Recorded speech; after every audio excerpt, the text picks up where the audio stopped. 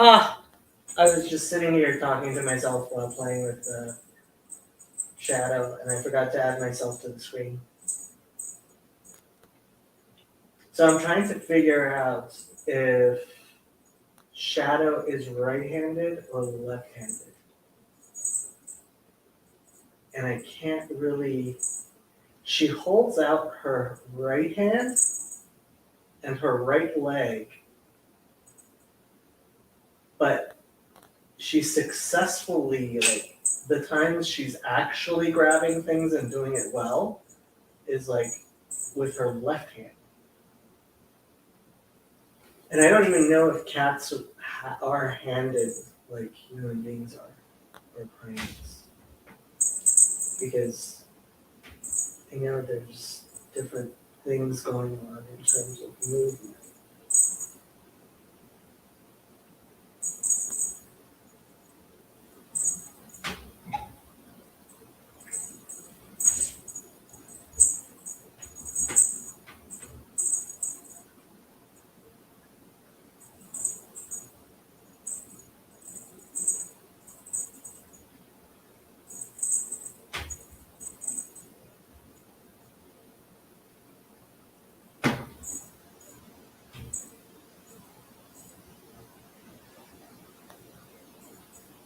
I don't know how much you guys can see. You guys should be able to see.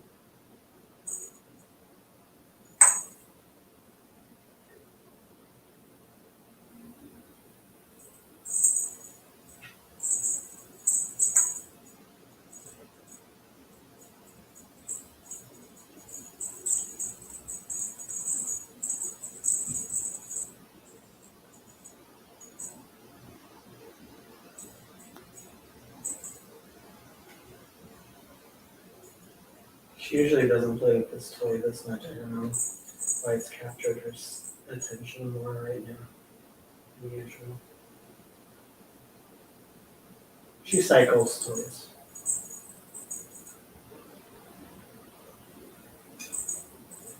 I should probably find her laser pointer.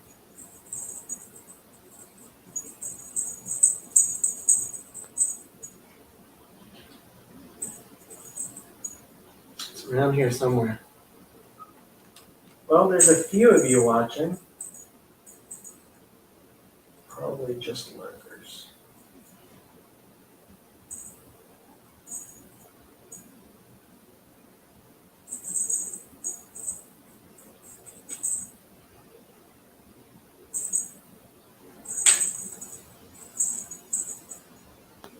I think she gets bored of it.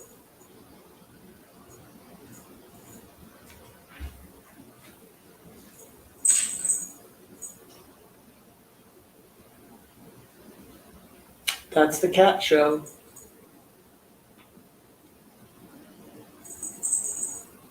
Nope. I think she's done.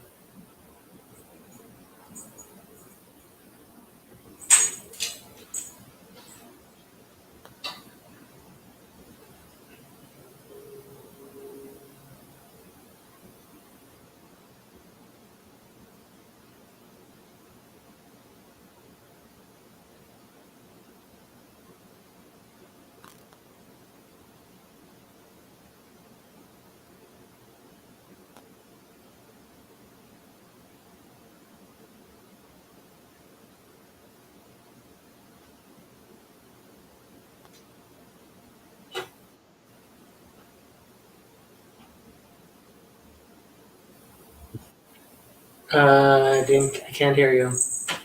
Hey, Jacob. Oh, now I can hear you. My dog lives directly underneath my room, and if she hears me talking, she'll start barking. Oh, I see. Yeah.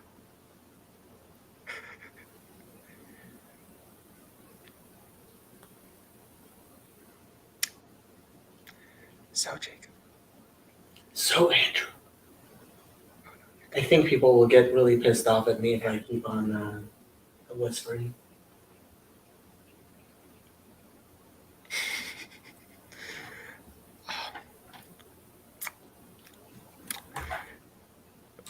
Yeah, I've got a club that does like addiction awareness and whatnot. Addiction And- awareness. And whatnot. Yeah, the whatnot's Okay. important. Yeah, you say whatnot a lot. Yep. um, and yeah, we're kind of just doing like a bunch of outreach and whatnot. Yep. So you're on your way to becoming a social worker. Kind Is of, there- yeah. That's yeah, hope. That's the hope. Is there like anything we can do there? We're kind of like what our club Yeah, basically addiction does. awareness. It sounds like a horrible idea. Yep. I mean, Al-Anon is the sister organization for family members of people who are alcoholics. And if anything, I would talk to people at Al-Anon and see what they have to say. Mhm. Because, like, I don't think addiction awareness that is, I mean, the problem is the psychological literature is Yes. completely worthless. I mean, if you're honestly trying to actually help people, what you should be doing is going to successful treatment models Mhm. and people who see large numbers of cases, who have seen large numbers of cases, and ask them. Yeah. But Yeah, our club doesn't do anything like itself, you know. What it does. why are you a member of this club? No, give me a second. It's mostly just connecting all of these brainy professors and researchers, right, to all of these on the ground situations, right? So we are, well, at least I am trying to get in contact with AA and whatnot, and you know, like AA is a successful model. I mean, I have a copy of the big book around Yep. here somewhere that I haven't read. Mhm. Should be on that shelf. Yeah. Yeah, there it is. But honestly, like, the best person to talk to would be Chad or Lance. Yeah. Yep. I mean, I'm going through the big book right now with Chad because he runs the big book group club. Yeah. Oh, I didn't know Yeah. there was a big book club. Yeah. But what I would like to do is actually connect these existing communities to the researchers, right? Because I bet you none of these professors have gone through the big book or anything. Yeah. Depends. The fact you have to find people with a commitment to actual science. And I am not aware of very many people outside of the University of Toronto School of Psychology who believe in science. Yeah, we don't talk to psychologists. We talk to whatever biologists and whatnot, mostly. So These are people who believe in science, but They're at UCLA. Yes. UCLA is the home of wokeness. Well, we're more affiliated with SF, but I mean, I don't know what's going on in SF. yeah. So Why are you doing all this stuff? I felt like it. You felt like it. Mhm. Okay. I was like, the best thing out of Protestantism has been AA, and I should research AA, and my roommate is a big bio nerd, so if we can get a club together, that'd be cool. Your roommate is a what? He's a big bio nerd who's into consciousness stuff. I gave him Ian McGilchrist books and all that sort of stuff. So, Oh, he's into Ian McGilchrist and stuff. well, I gave him the books. He's still Has he working read through them? He's working through them. Okay. So Fraudwood says, I'm almost afraid to ask what you think of Dr. Gabor Mate. I haven't actually listened to him very much. Max, who is actually a social worker, well, he's an associate clinical social worker. He's doing his apprenticeship kind of clinical hours right now. He really likes Dr. Mate. I haven't heard anything I particularly dislike about Gabor Mate, but knowing Aaron Mate, I have to wonder if, I mean, this is his father who he has a good relationship with. And to be as naive as Aaron Mate is quite shocking for somebody who's the son of a prominent psychiatrist. But it's not obvious that good psychiatrists are good at raising their kids. So, like, Aaron Mate seems like a very by the way, hello, Tayo.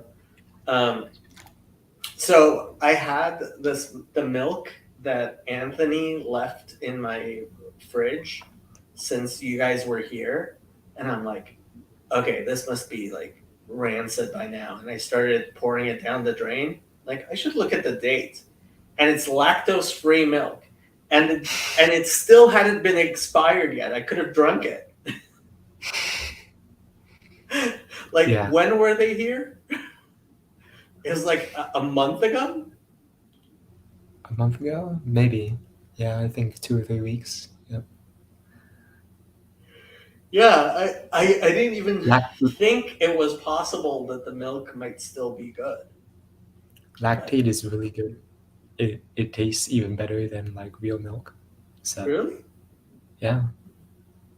Yeah, so the milk, I mean, I poured it out, and I'm like, I didn't even look at the date of it, and I didn't smell it or anything like that. So, and then I looked at the date, and I was like, oh, the date's in like 2 days.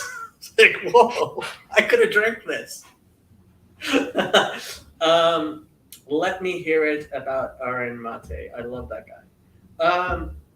He seems like a very nice, well-adjusted, ethical young man who was raised in the lap of luxury and is remarkably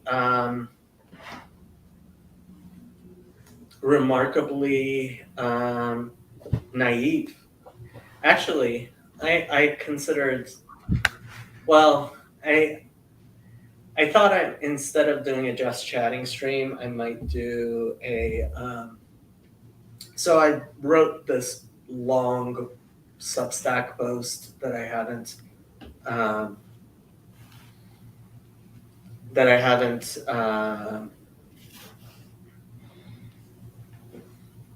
published yet, and I thought I might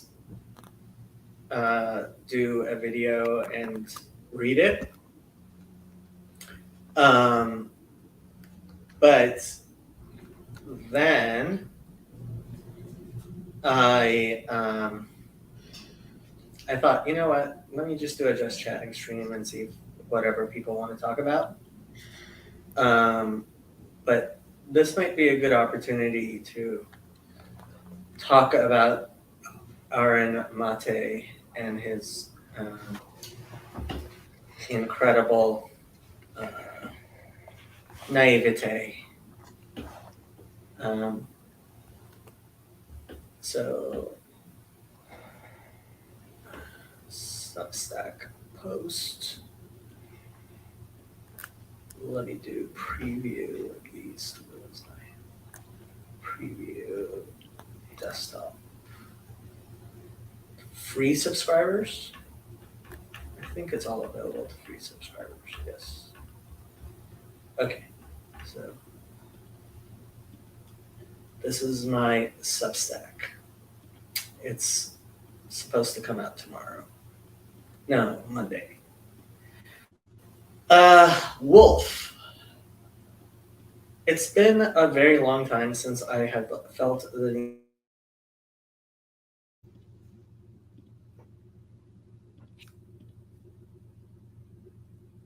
Jacob, you're muted. What? Oh, you cut out for a bit. Oh. It says connection is unstable. Oh. Why would my connection be unstable? I do not know why my connection is unstable.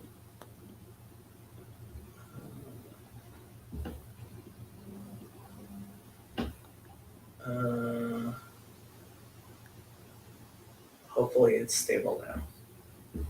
Okay. Back to technical difficulty. Yes. Technical difficulties. Yes. Don't worry. Okay. It's been a very long time since I felt the need to make a personal blog post instead of a video, but this seemed really appropriate. I have long been open about my diagnosis of post-traumatic stress disorder from my experiences living through the war with Iraq and Islamic Revolution in Iran as a child. I usually don't share too many details, mostly out of concern for other people. Sometimes I share the details just to contextualize what real trauma is. Even then, I only share the exact details in strict confidence to protect the innocent, not the guilty. There are people who have experienced worse things, but we are not talking about the trivialities too many people call trauma these days. Real trauma is real, and it is sad that the diagnosis of PTSD has turned into some sort of joke. It took years of therapy before I stopped being emotionally triggered by candlelight in ways I could not myself understand. Psychopathology is real, and psychotherapy is real. One aspect of my trauma included going to a segregated school for Jewish boys run by the theocratic Muslim regime. We were subjected to lessons trying to convert us to Islam and daily exercises in hating Israel as part of our specialized curriculum for Jews. There were flags of Israel and the United States painted on the doorstep. When the teachers weren't looking, we would jump over them. During the chants of death to Israel that accompanied our physical exercises, we would make a slight change in pronunciation to say death to Azrael. So, death to Israel in Farsi is Mag Bar Israel. Death to the devil, or Azrael, as he is referred to in Islam, is Mag Bar Israel. So you just change the S for the Z, even though in English we say Israel instead of Israel.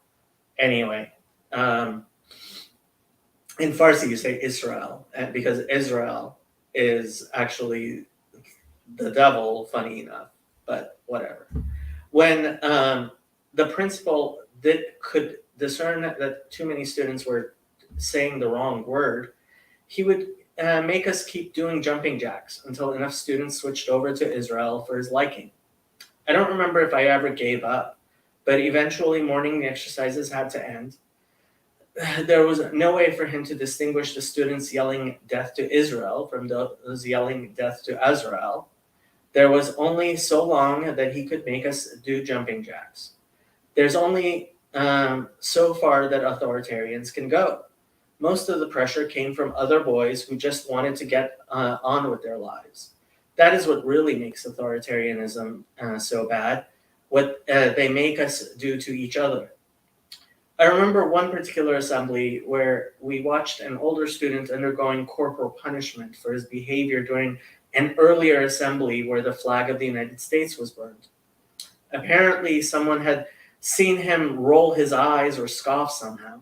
His shirt was stripped off and his back was lashed with what I think was a garden hose. These experiences led me to passion for the United States that my American friends could never understand when I got here. It was in a somewhat literal sense mental illness. I envied them their naivete, but couldn't really explain to them how good they had it. There were so many small details.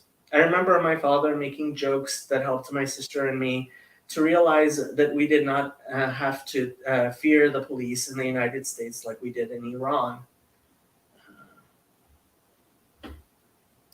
Lost you for a second. How does an American understand the difference between fearing rogue policemen as opposed to a police state?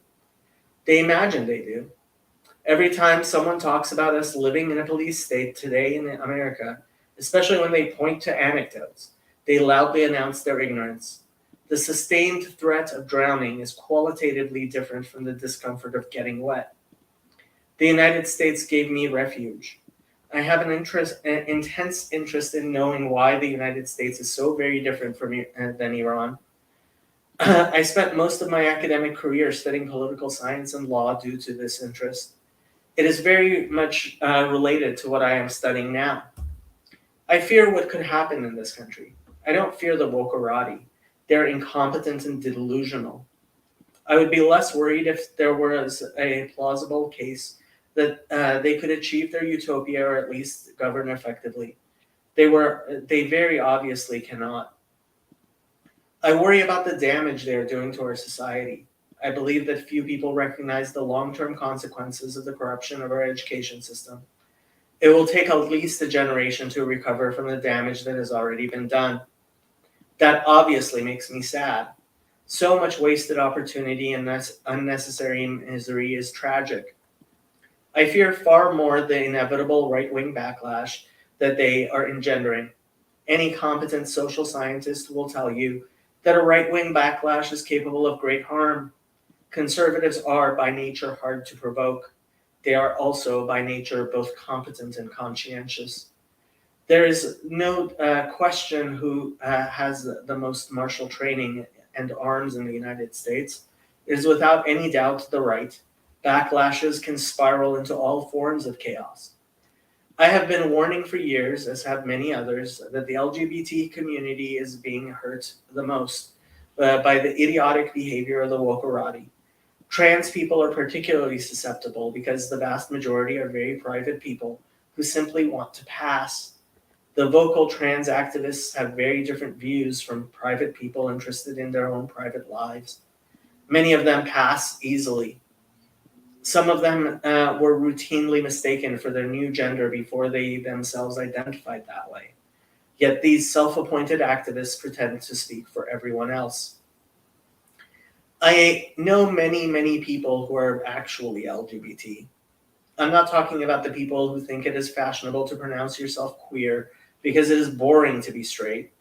The vast majority of them find much of what is happening to be bewildering and offensive. All of them, even those who support the intersectional DEI cause, are worried about a backlash. And then I included a screenshot because you can't actually embed Twitter into Substack anymore. Thanks, Elon Musk. Of this idiotic ACLU Twitter post. The state of Florida never provided medically necessary gender-affirming care to Dwayne Owen, causing her enormous suffering and violating her right to be free from cruel and unusual punishment for the more than 30 years she was in state custody. Dwayne Owen raped and murdered 2 women. F you. It is not advocacy on behalf of trans people to associate them with rapists and murderers. It may be virtuous signaling by people with luxury beliefs. It could be a publicity stunt to raise donations for the ACLU. It might even be effective advocacy against the death penalty. It is not, however, effective advocacy on behalf of trans individuals. All of that is context to explain my reaction to the video in this tweet. Young Canadian children being encouraged by a veiled Muslim woman to stomp on rainbow flags. You cannot imagine my sadness at seeing this video. Thanks to many years of therapy in modern medicine, I can deal with this rationally. Rationally, the only response you can have to this situation is to be emotional. Denial, bargaining, anger, or grief. Any of the above are normal responses. Pick as many as you like. The fact that this took place in Canada, however, cannot be ignored. This type of thing does not, could not, and should not happen in a society like ours for many reasons. It is a symptom of a deeply disturbed society that parents would do such things to their own kids as a public display for a great number of reasons. I greatly fear what it says about the future of our society. I fear the actions of these people. I fear the reaction of the woke. And I fear that, I forgot, I need to put a comma there. And I fear the reaction to the reaction of the woke. It would take me years to explain how such a public display exposes a rot at the very core of our society. All of the reasons you can think of, plus more, many more. Social policy, foreign policy, religious differences, failure of government. The situation can quickly escalate into something I never imagined happening even in Mexico, a politically unstable and undeveloped country. The vast majority of Americans have no experience with the type of political environment that produces such a display, not even as well-traveled and experienced globetrotters to the countries where the citizens endure the environment long-term. A sustained fight for survival engenders a desperation and infighting far beyond jumping jacks. Living your life inside a raging river is very different from swimming those same waters for a brief time. Things have changed in our society for the worse in ways that are very different than they have been in our lifetimes. I used to warn people about frivolous World War II analogies. The atrocities of the 20th century are not a joke. The very real misery and loss of life caused by Mao, Stalin, Hitler, and Gandhi are not a laughing matter. Their maliciousness and incompetence cost millions of lives. The repercussions of their failed policies may yet lead to nuclear war. The constant crying wolf by so many in our society about threats that are at best unrealized have numbed most sensible people to any such warnings. Yet I feel obliged to say that we are indeed looking at that possibility of something that may be even worse. Not some sudden temporary problem, a long and sustained collapse of society, something that can be brought about simply by reduced safety of international travel or rising energy costs, which lead to a spike in prices on goods. There are any number of things which could go wrong, and our society has been weakened. This is what I have been calling a steel age collapse. Much smarter people than me have been warning about this recently. Not the usual boys who cry wolf, serious people who dismissed the previous cries of wolf are themselves now crying wolf. Wolf! We can change course. We must change course. I believe that the first step toward that is finding competent people we can trust and extending trust in competent ways. We are not atomistic individuals. An individual human being is not a viable living organism. If you see the symptoms of a real problem, then talk with someone who you trust who is competent to help you address that problem. None of us can survive by ourselves. not even in the best of times. And yes, a prepared rant. And that prepared rant very much applies to Aaron Mate. He is that well-traveled,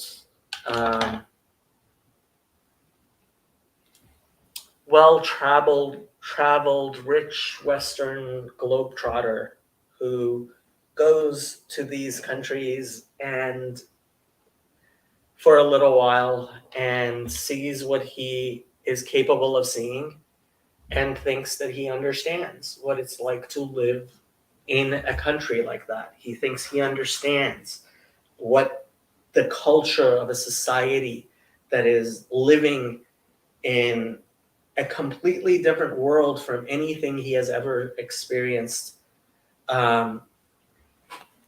is like. And that's why, for example, he is so easily misled, as is Glenn Greenwald, as are many well-meaning, naive, Western, weird people, Western educated, industrialized, rich, and developed people who they have no concept what it's like to actually be a part of a culture that has endured this level of mistrust.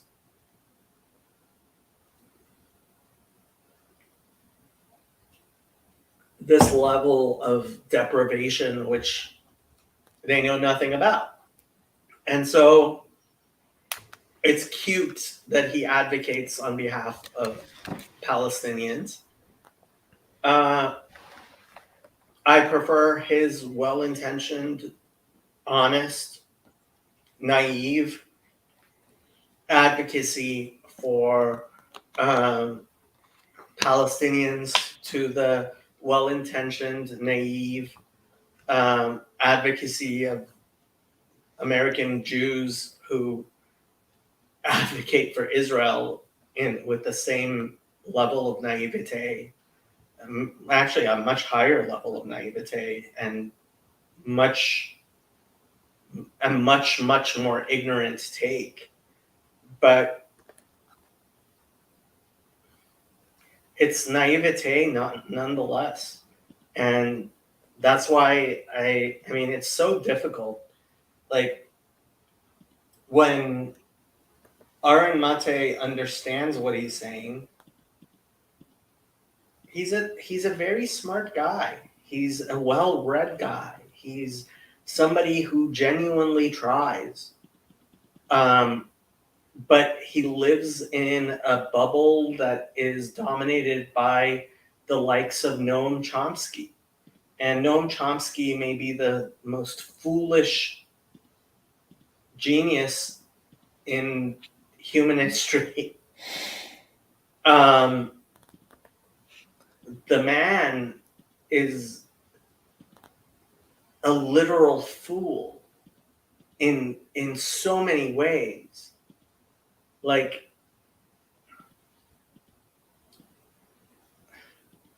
it's amazing to me how much damage Noam Chomsky has done in the world.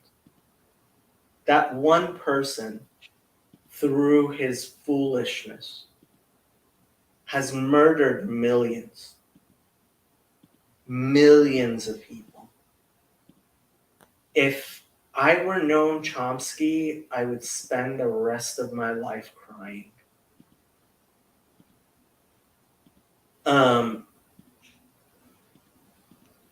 But he doesn't understand that. He thinks he's a force for good. And he doesn't have the grounding in reality to actually attempt to empirically test whether his good intentioned interventions are resulting in anything resembling anything he would call good. The man is pretty much responsible for the killing fields in Cambodia in a very serious and real, practical way. And he doesn't get it. And I mean, there's a reason why all of the scientific work that he's been known for has ended up being dismissed. The man exists in his head. He is the perfect example of the type of intellectual that Thomas Sowell spent a career excoriating. The book Intellectuals and Society by Thomas Sowell could have been a biography of Noam Chomsky. The man is a walking satire for how well-intentioned, articulate, powerful people can cluelessly stomp on the skulls of babies. Can you tell I'm not a huge fan of Noam Chomsky? So kind of weird synchronicity, but I was just talking to a high school friend who is interested in Chomsky. I can give him an earful if you would like. She's one of those, she's not white, but a liberal. Progressive? Yeah. Yeah. Yeah. Tell her to listen to Glenn Greenwald. Who's Glenn Greenwald?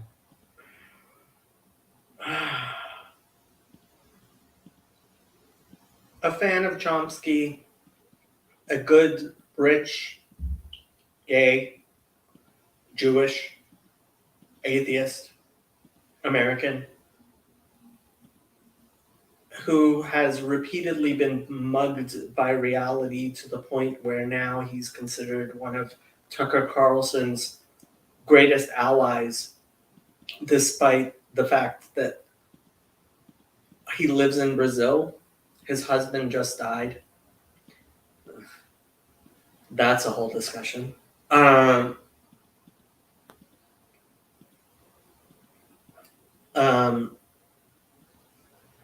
He's kind of a personal hero of mine. Unlike Noam Chomsky, he actually learns from his mistakes. And while I still think he is in many ways naive, he's as unnaive as someone born in his circumstances can be. And living in Brazil has in fact taught him not to automatically think that Lula is so much better than what's the name of the Jair Bolsonaro. I mean, he's still massively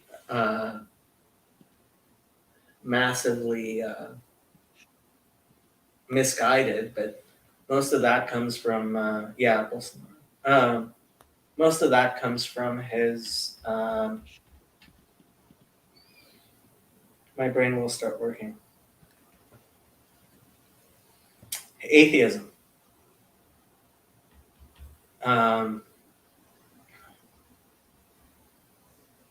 There's only so much that a single human being can process and learn in a lifetime.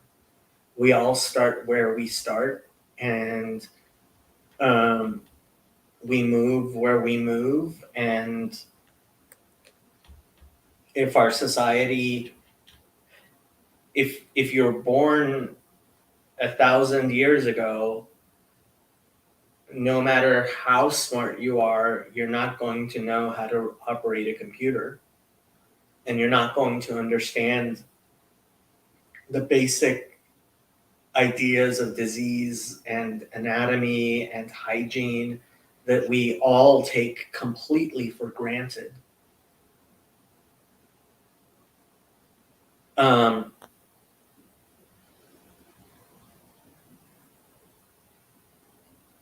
The amount of information contained that we imagine is contained between our ears that isn't even contained within our skin is enormous. And one of the dumbest ideas we have is that somehow our ourselves exists within, like, we look out of our eyes and we imagine that the locus of who we are is where our head is, because that's where our ears are, that's where our eyes are, that's where our, like, orientation mechanisms are, right? And so we imagine that we exist as something behind those eyes. And it's like, it's as if my computer imagined, if it were able to imagined that it's behind, that it is completely contained behind that camera, because that's where it sees from. And it's actually a lot more like a computer that's attached to the Hubble Space Telescope that thinks it is actually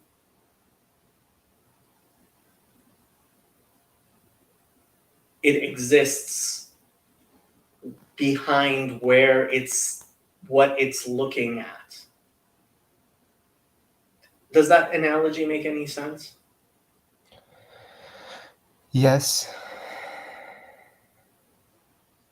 That's what our phenomenology really is like. Because when you consider what it takes for our brain to interpret the, I mean, how much optics have you studied?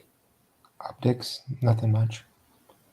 So it was always weird to me to find out, like, you've seen optical illusions, I'm sure, right? Yep. It was really weird to me to find out some of the details of optics, but when you figure out that, like, for some reason, I had in my imagination that there was some direct link to the fact that my eyes were located in front of my brain, and the fact that I thought of myself as being behind my eyes. You know how you imagine yourself actually being behind your eyes? There is no connection. Like, you could move your eyes, like you could have your eyes on your hands, right? And as far as, like, the electrons that get to your brain, right? There is no difference. Like, you're literally, we could move your eyes to behind your head, and your brain would know no difference. Right? It's not like there's a physical relationship there. Like the reason your eyes are so close to your brain is a speed thing for the neurons, sure, right? You don't want more delay because that's how far the cable is, right? So like there's a cable between your eyes and your brain, right? Just like this cable. And yeah, the length of the cable matters, but it's not like you're looking through a telescope. It's digital. It's digital. It's not analog. Do you realize like what that means?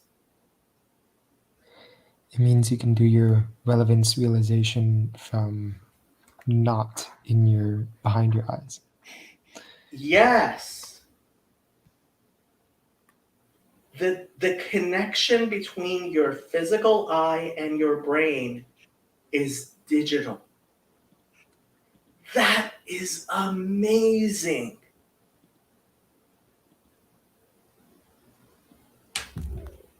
It's like dumbfounding. Like, how do you stay in like I have heard before arguments about like people who say that like the greatest thing from design is the human eye because like how do you evolve an eye, right? And it's like I never quite comprehended how crazy that is until I started looking into phenomenology and like cognitive science and stuff. It's like our eyes are digital, not analog. That's why optical illusions work. Because we process things.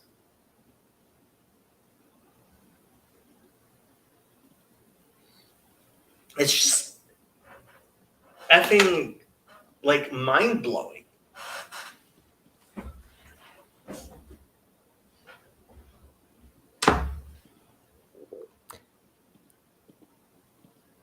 What's so funny?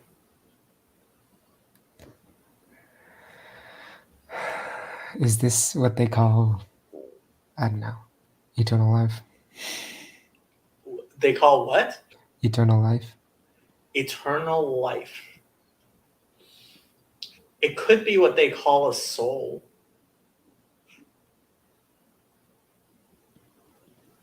Something that's not just merely included in that flesh bag you think you are. Of course, a Jewish soul is far more complicated than that concept of the soul. But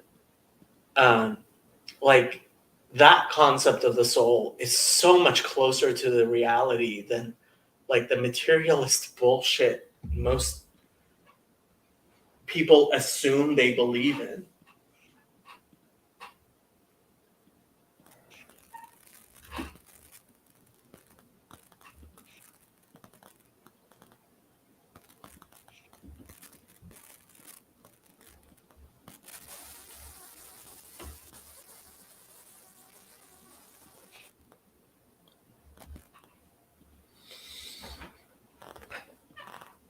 What's your cat doing?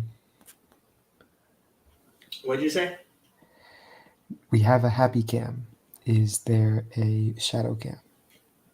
There is no shadow cam. I only have one extra camera, and you can, I mean, there's shadow. Yep. I got to see my dog today. Good job.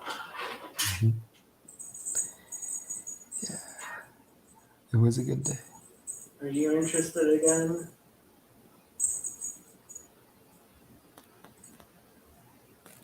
I don't know if she's right-handed or left-handed. Mm. I don't know if cats are handed. Me neither. Well, any more extra cameras? Well, I guess I could have like other devices and stuff, but you know what? You don't have to, Jacob. And Happy doesn't. The funny thing is, she actually sleeps under the cat tree now. Mm. Not always. She does go back to her bed. Happy, if you go back to your bed, people will watch you sit there. HaMashiachim. What? HaMashiachim, right? The Messiah has come. The apocalypse is nigh. Cats and dogs, Hamashiach kum? right? That is Yiddish. Well, shit.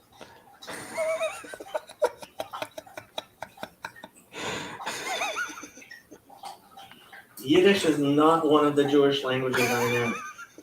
My Ladino is better than my Yiddish. Although I do speak more Yiddish than I probably should. I can read a tiny bit, I guess, sometimes. But that's because it's so close to English. Hmm. It is a Germanic language after all. Mhm. Well, kum, I mean, you could make all kinds of arguments. It's very hard to take any to make any sounds. Oh, apparently somebody decided she wants to be on cam. Let me see. Yep, there you go. Hi. Somebody decided she wants to go sleep in her bed. My dog is currently destroying her bed. Destroying her what? Her bed. Her bed.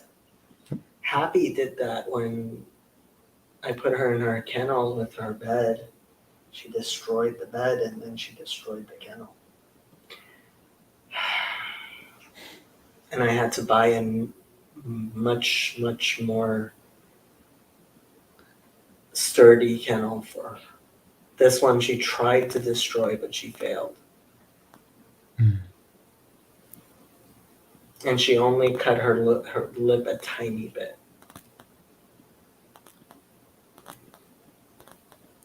Clever girl. Very clever girl. Did I tell you? So, the most impressive thing one of my dogs ever did. I had a dog who was allergic to pollen. So, I would get alerts when the pollen count was high, and I would give her Benadryl. Yeah, fraud. I mean, you could take any, like, you could take any of the syllables that are used in Arabic and or Hebrew or Aramaic, and because like and make them sound some way, but Hamashiach kum, which is what she said, is the Yiddish way of saying it. I don't know how you got to the Yiddish. Yeah, I think I've been watching too much of Father Stephen.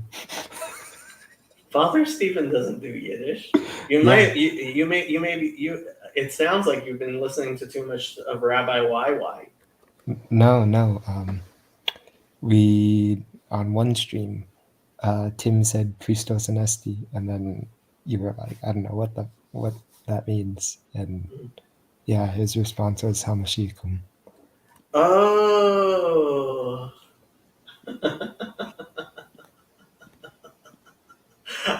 Ah. Yes. Well, he would know that is the Yiddish because he knows pretty much everything. Yeah. Pretty smart guy. I've actually been reading his Apocrypha book, and it's kind of a page turner. I guess they didn't um, edit him as much as they did with Religion of the Apostles.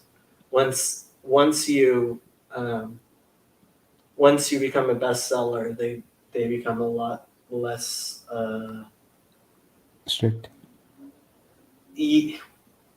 strict and or brave in telling you how you should write. Like the editors start recognizing, oh, this isn't just one more person who thinks they can write, whose immense amount of text I have to try to make into something almost legible in a short amount of time. Well, he wrote all those dissertations. Well, he's writing a second one. I mean, why anybody would get a second doctorate? I mean, like, why are you getting a second doctorate? Like, I do not understand a double PhD. It's like, I know there are people who do it. I just have no clue why. Of course, I've never gotten a single PhD, so. Don't look at me, man.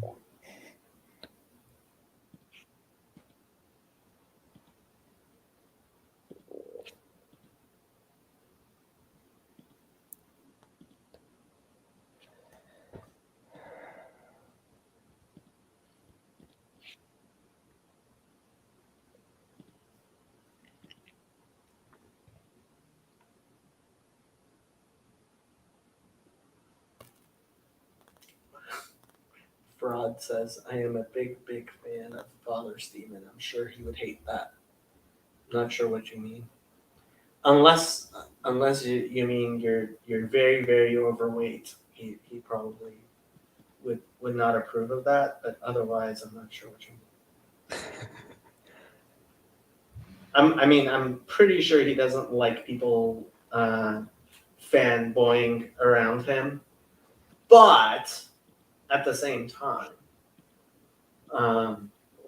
as an Antiochian archpriest, he has learned to accept veneration in ways that no Protestant is capable of actually understanding.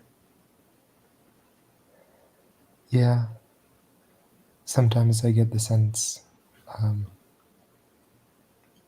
of him being annoyed by certain questions.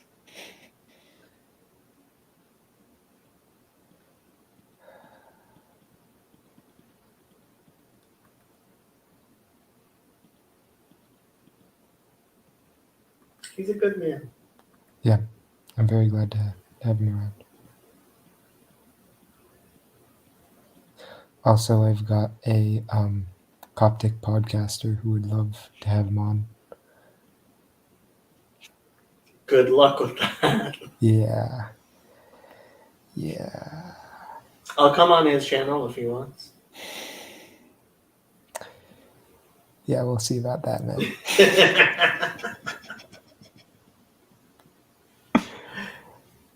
I referred him your conversation with Father Stephen.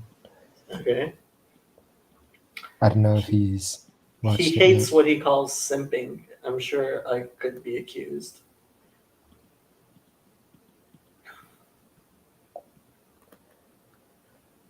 Yeah. You're online too much, Andrew. Jacob, my sleep schedule is screwed. That's not good. The reason I broadcast at these hours is because these are suicide hotline hours. Yep. Yup. And once I have to finish my training, I mean, I have, uh, yeah, once I am actually working on the suicide hotline, we'll see how that goes. But yeah, they actually need, like, their highest demand hours are like 9 p.m. to 3 a.m. California time. And they're a national hotline.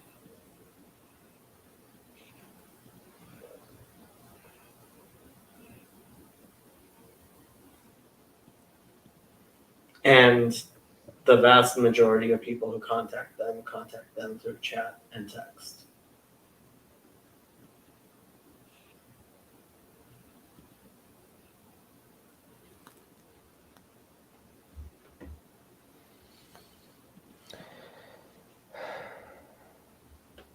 How's your prayer life, Andrew?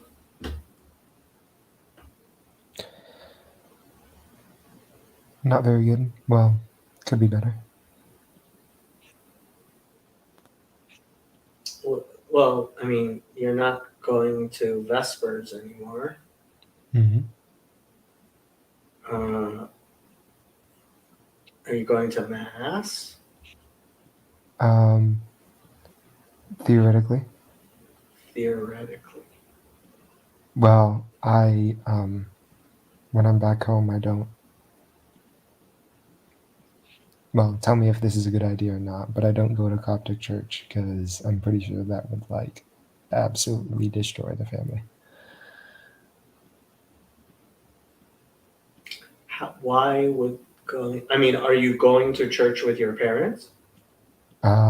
With my dad, but it's more like volunteering in the kids' room. You're volunteering in the kids' room? Yep.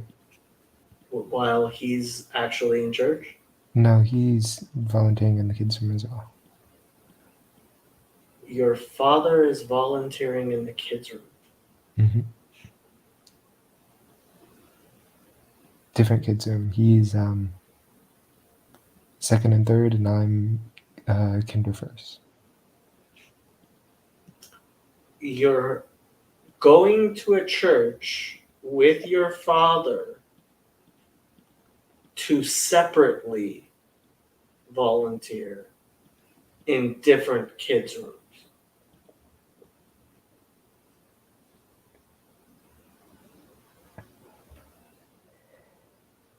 Yeah. I do not comprehend this. Now, going to church with your father is a good thing because he's your father. Volunteering at your father's church with your father is a good thing because he's your father.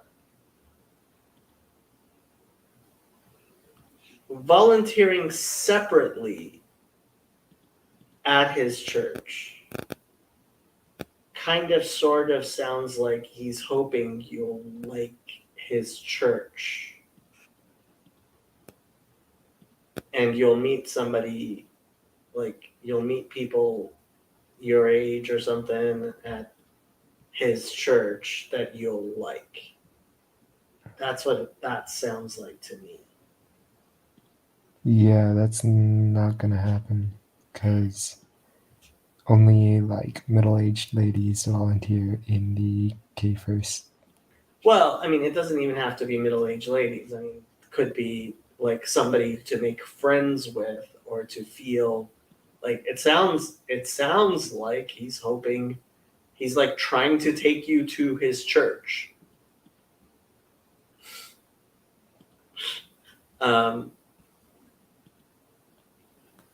Yeah. So how does your father feel about being a Miaphysite? He does not care about theology. He is wonderful in that he cares about the practice and the culture and horrible in that he doesn't recognize that his church does not have any practice or culture. You know? Huh. Yeah.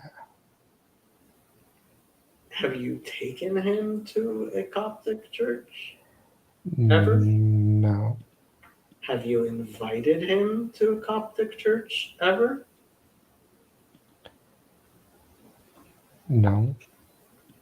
Why have you never invited your father to come to your church? Because I think he's shaky enough with his own church. And I don't want to do the postmodern thing of here's a bunch of variations so it doesn't exist at all.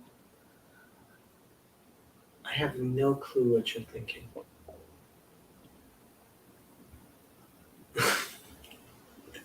I have zero clue what you're thinking.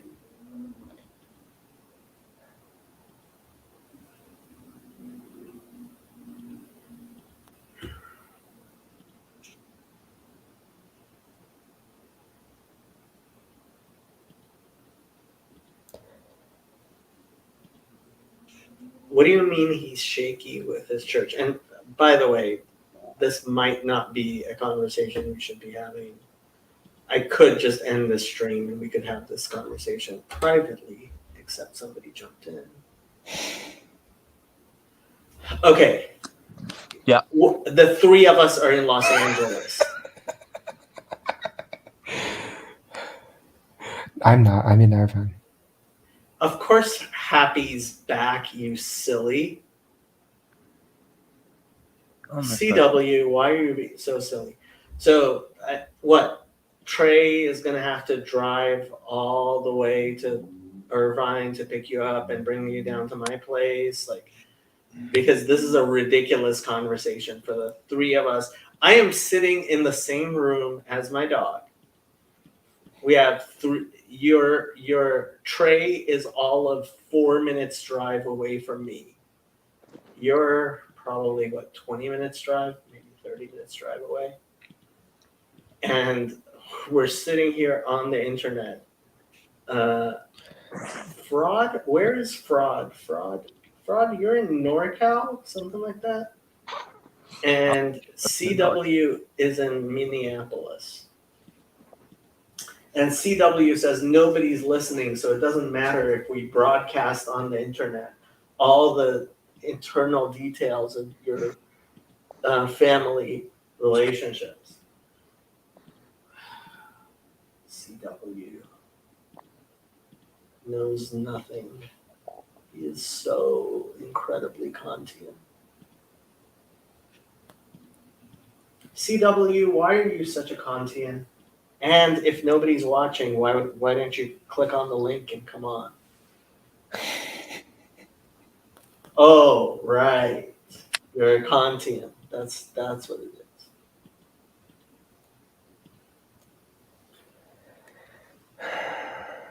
I was just looking at my backgammon board a few hours ago, and I was gonna text Trey and say, sometime you should come over and we should just sit and play backgammon. Do you play backgammon, Trey? I've never played backgammon. You've never played backgammon. Mm-hmm. You're obviously not from the Middle East. Yeah. Obviously. CW, no Kierkegaardian would ever call himself a Kierkegaardian. Kierkegaard didn't call himself Kierkegaard.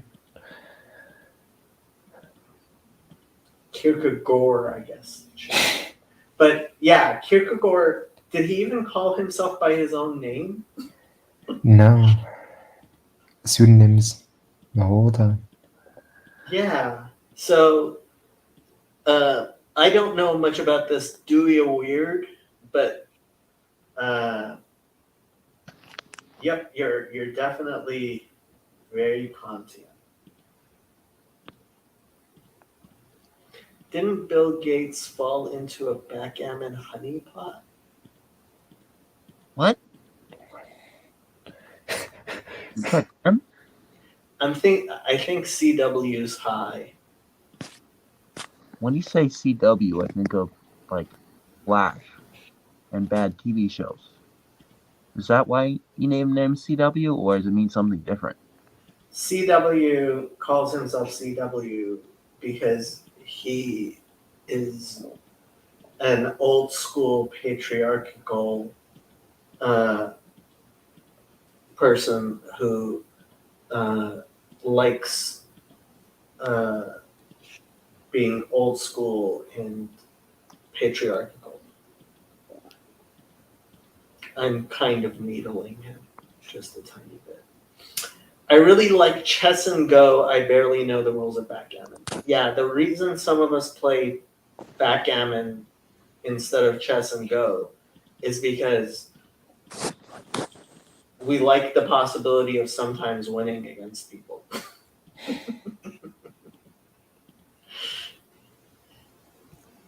No, CW, you are 0% feminist. You think you are 100% feminist, but that's only because you're a Kantian.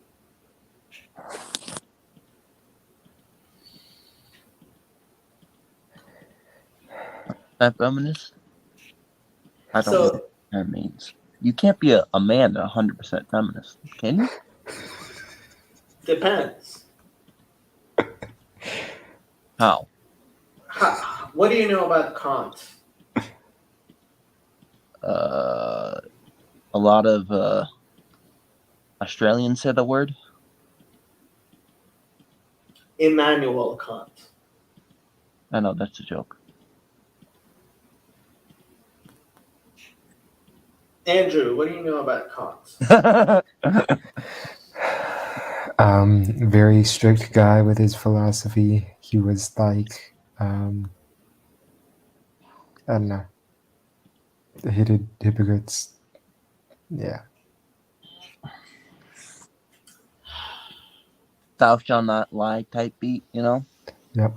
Now I think CW is being sarcastic because if he actually is a member of the NAACP, then he's much sillier than I ever imagined. Immanuel. I'm a card-carrying member of the Southern Poverty Law Center. I don't know if you knew that, you know? I'd be making all the new woke stuff. Yeah, I don't believe you either.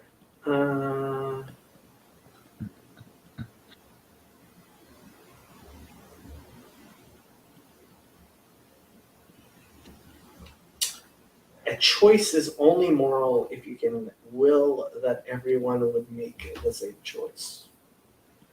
Then no choices are moral. Kant was so reliable, people literally set their clocks by his comings and goings. So, Immanuel Kant. You got a big forehead. Thank you. In his doctrine of transcendental idealism, Kant argued space and time are mere forms of intuition that structure all experience, and that objects of experience are mere appearances.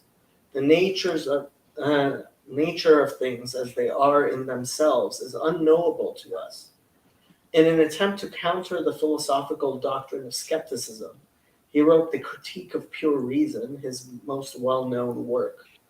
Kant drew a parallel to the Copernican revolution in his proposal to think of the objects of experience as conforming to our spatial and temporal forms of intuition and the categories of our understanding, so that we have an a priori cognition of those objects. Kant believed that reason is the source of morality, and that aesthetics arises from a faculty of disinterested judgment. Kant's religious views were deeply connected to his moral theory. Their exact nature, however, remains in dispute.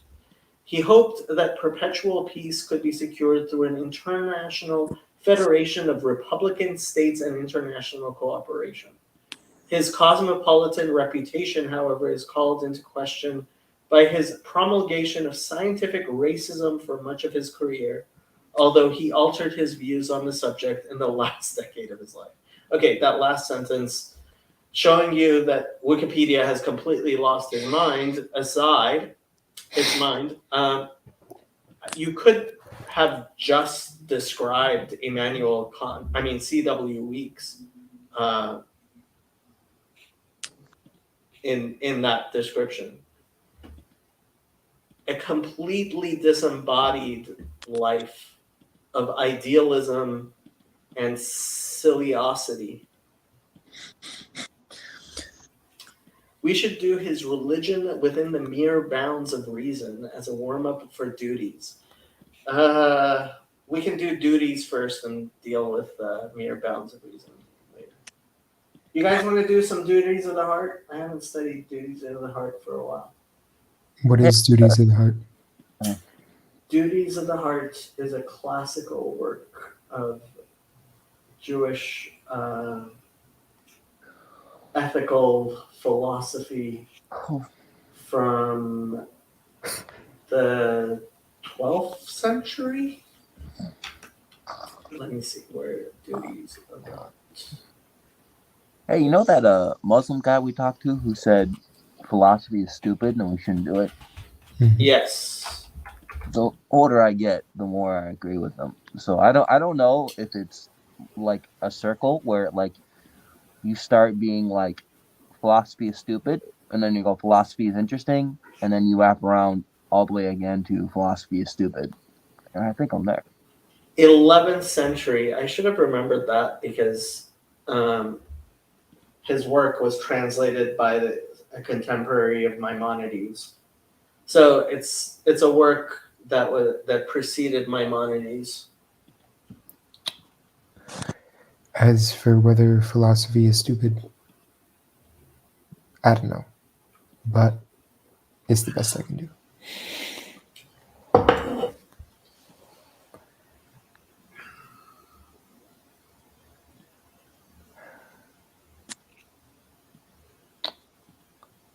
Not gonna lie, talking to Claire was like the highlight of my week.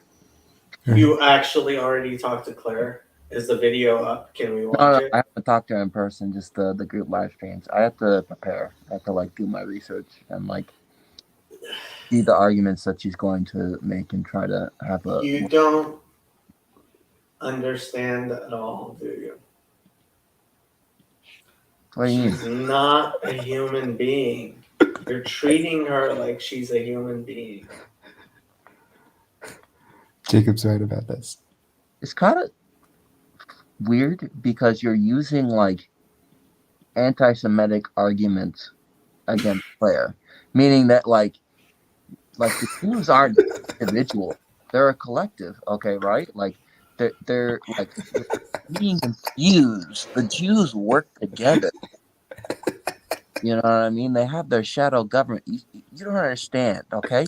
The Jews can't be doing these things singularly. They must be in unison. I'm not talking about the Jews. I'm talking about a particular person. No, I'm saying. I am not talking about George God. Soros or even any like.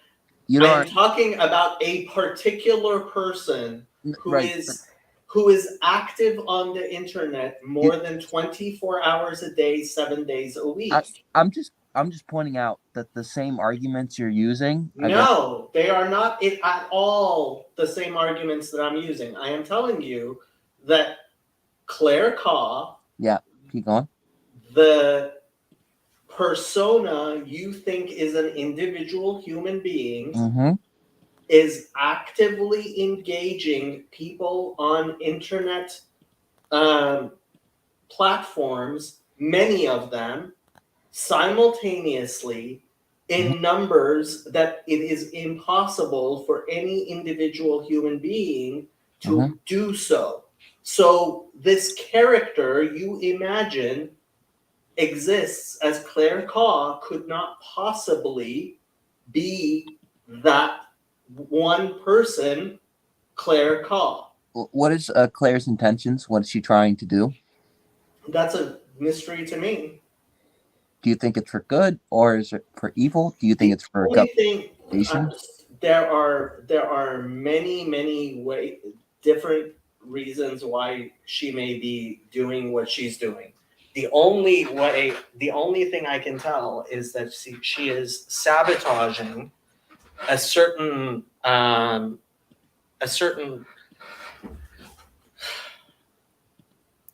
environment has on the internet that is generally considered neo-reactionary. has Trey seen the photos yet? Yeah. Yeah, Okay. he's seen that. Have you? I have a much better thing to show Trey. What is Claire's explanation of that? Because I'd be like, I don't want to harp on it, but I'm just more interested on how she know this person, because like I don't. It seems that part of her is doing these actions. Like it isn't all. Oh yeah. No. There's definitely an actual human being named Claire Call, who is a member of the bar in the United Kingdom, meaning she's an actual attorney, right? Not a fake attorney, like an actual attorney. Do we right? verify that? Yes. And she hasn't been disbarred, which is the strangest thing. And she's never been prosecuted, which is also strange considering that a lot of the things she does are clearly crimes in the United Kingdom. Andrew, you laughed, so that meant that you had some understanding of what I was trying to do, right? With the whole statements before that, or With the anti-Semitism statements? Or asking me the questions? That I'm trying to reverse, like Andrew's statements into absurdism. That it could also be used for Jews. Not that it's not true, but I'm just like noticing that there's like this Okay. of mega that I Claire. am going to read this article from Wikipedia to you. The Cybernetic Culture Research Unit, CCRU, was an experimental cultural theorist collective formed in late 1995 at Warwick University, England, and gradually separated from academia until it dissolved in 2003. This is before both of you were born. Well, you were a baby, right? Okay.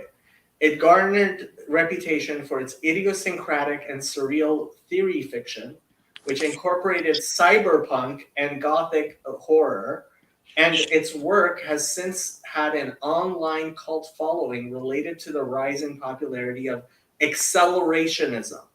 The CCRU are strongly associated with their former leading members, Sadie Plant, Mark Fisher, and Nick Land. Have you heard that name before? Nick Land. No.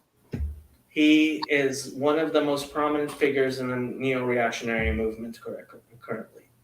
The CCRU's work is characterized by loose, abstract theoretical writing combining elements of cyberpunk and gothic horror with critical theory, esotericism, numerology, and demonology, which often interplay in their deployment of occult systems and surreal narratives.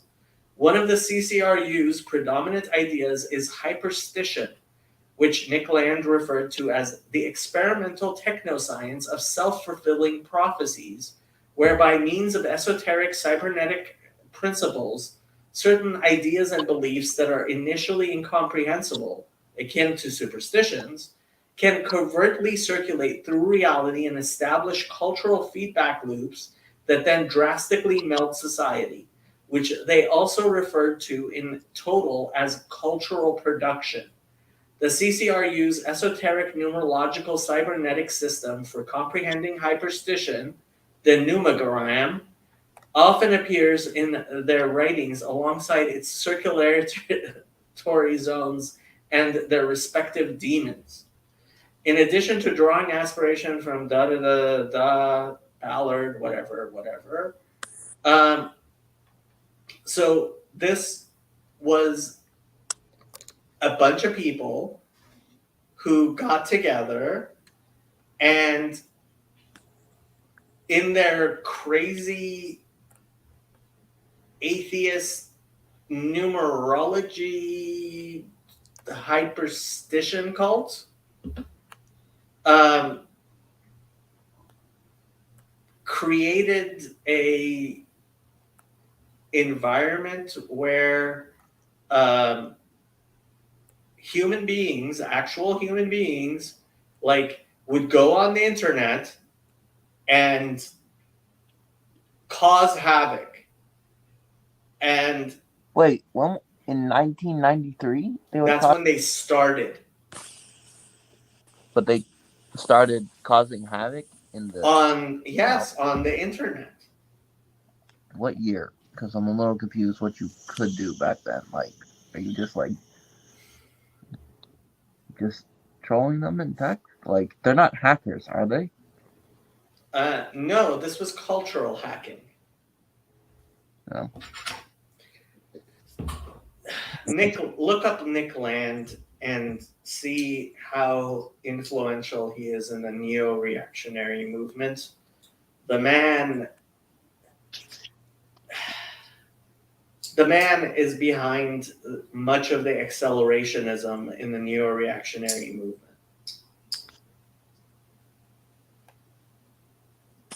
Anyway, the best I can tell is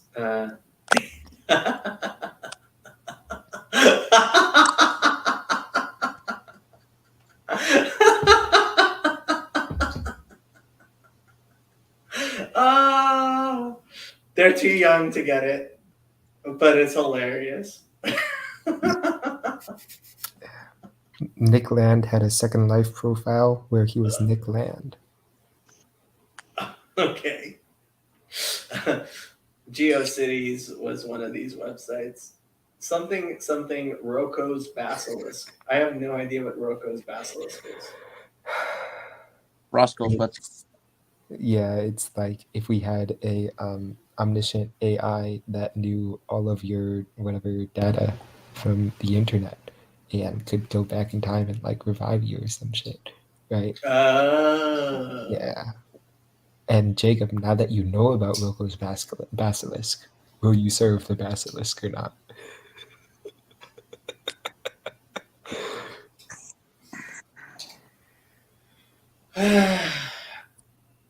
Without religion, people will believe in religion. I'm just saying. Ooh la la. I've never been theoretically against Roko's Basilisks, so future Basilisks, please don't kill me. Fraudwith says, you know Roko's Basilisk, but you don't know Nick Land? I've heard of Nick Land. Oh, you have heard of Nick Land. I know So- Roscoe, but I don't know Nick Land, so. So the best I can, either she's working for military intelligence or for the CCP or for something like the CCRU. It's possible that she's an independent, she's some sort of independent postmodernist performance artist, but she can't be doing all the work she's doing by herself. She's doing too much work for one human being. I know, it's like she has just so much overrepresentation, you know? You have no idea because she's actually very fragmented. She's simultaneously on Telegram, on Signal, on Twitter, on YouTube, on BitChute. She's everywhere constantly. She is engaging thousands of people constantly. Right. So it's possible that she's being assisted by like a lot of like technology, like, Or she has a network of people to influence. to help her influence. Yeah, to help her influence. And she's just so overrepresented that she just has the ability to influence. And she's not going to let anybody else in. Well, no, it's not that. It's not that so to run her persona, Her persona is a successful persona, but to run her persona, they need multiple people. That's why I insist for her to turn on her camera before I will let her on. Because if her camera is on, at least I know I'm dealing with a single human being as opposed to a room of human beings. Mhm. Because I can at least somehow deal with a single human intelligence, but I can't deal with multiple human intelligences like that. It's like that's like there's no way I as a single human being can think fast enough to not be outwitted by a room full of people. Yeah, you don't get the joke that I'm trying to do, but that's fine. This is correct. I don't. Because I was There's you'll there's that she like an infinite number of people on the internet, and some of them are actually crazy. And legit, crazy people aren't exactly relevant. And it's not always Crazy people are I was walking my dog, and there's this place where a homeless person sleeps under the overpass right over there. bro, you walk down the overpass? Yeah, I walk happy to the park every day. Okay. And back. And anyway, I noticed that the homeless person who's usually sleeping was on his cell phone scrolling. And I figured he might just be one of the many people on Twitter making comments and being treated like an intelligent human being that's living like.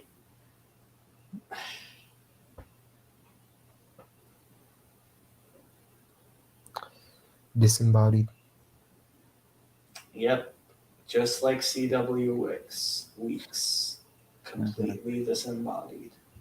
He kind of CW Weeks kind of has that what's this called this is your daily review. Oh no, this is your daily feud channel.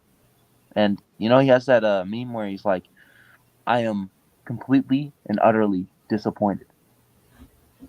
When he's going over the Popeyes thing. You know what I'm talking about, right?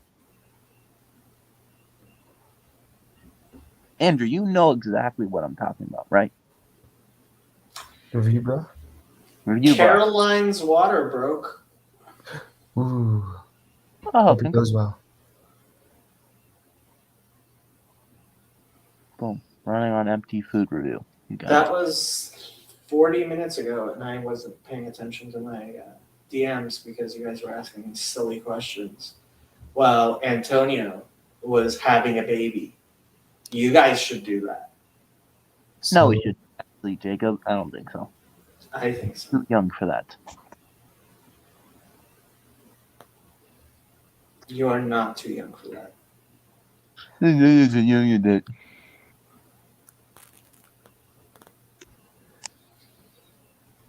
I'm not really trying to be a baby daddy. That's not on my goals. And if I have a kid now, I'm going to be a baby daddy. Why? Because statistically, marriages under 25 have a lower success rate than those over 25. I want to see those statistics. Look it up. Inspiring Philosophy mentioned it in his debate with the Muslim guy. Who's Inspiring Philosophy? He's an apologetics channel. I don't believe him. He had a debate against the Muslim who was arguing for child marriage, and he mentioned that if you get married over 25, you're more likely to have a successful marriage. Divorce statistics by age of first marriage. The rate of divorce after 10 years is 48% for those who marry before the age of 18. However, the rate is just 25% for those who marry after the age of 25. For people who marry between 20 to 25, there's a 44 to 60% chance of a union ending in divorce. Did I just get got? Are you saying that it's higher if you get married? I'm trying to, I don't quite understand what this is saying. And I am always very, very, I mean, this is from May 2023. Okay. The current divorce rate is 2.3 overall.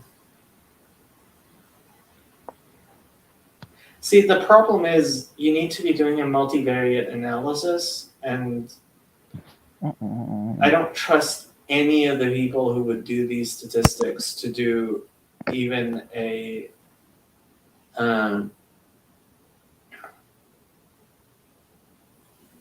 It makes perfect sense.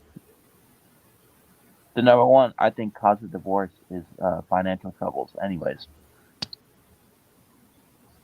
And you're marrying at a point where you would be more than likely to be stable. I mean, that's one of the reasons why marriages are taking so long, is that both people are not able to be stable before being married.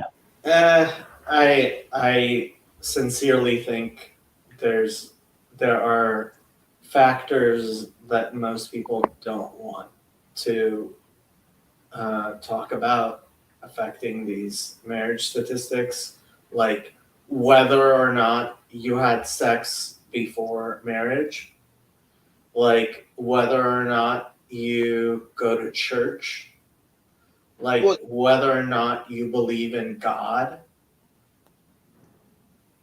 I mean, yeah, you can also look at those statistics as well. Like, of course, the rate of church attendance will have like a less likely idea of divorce, but that would also mean that, like, if you're going to church more, you probably are more likely to suffer through it, maybe not in the best way, because you probably believe like divorce is a sin.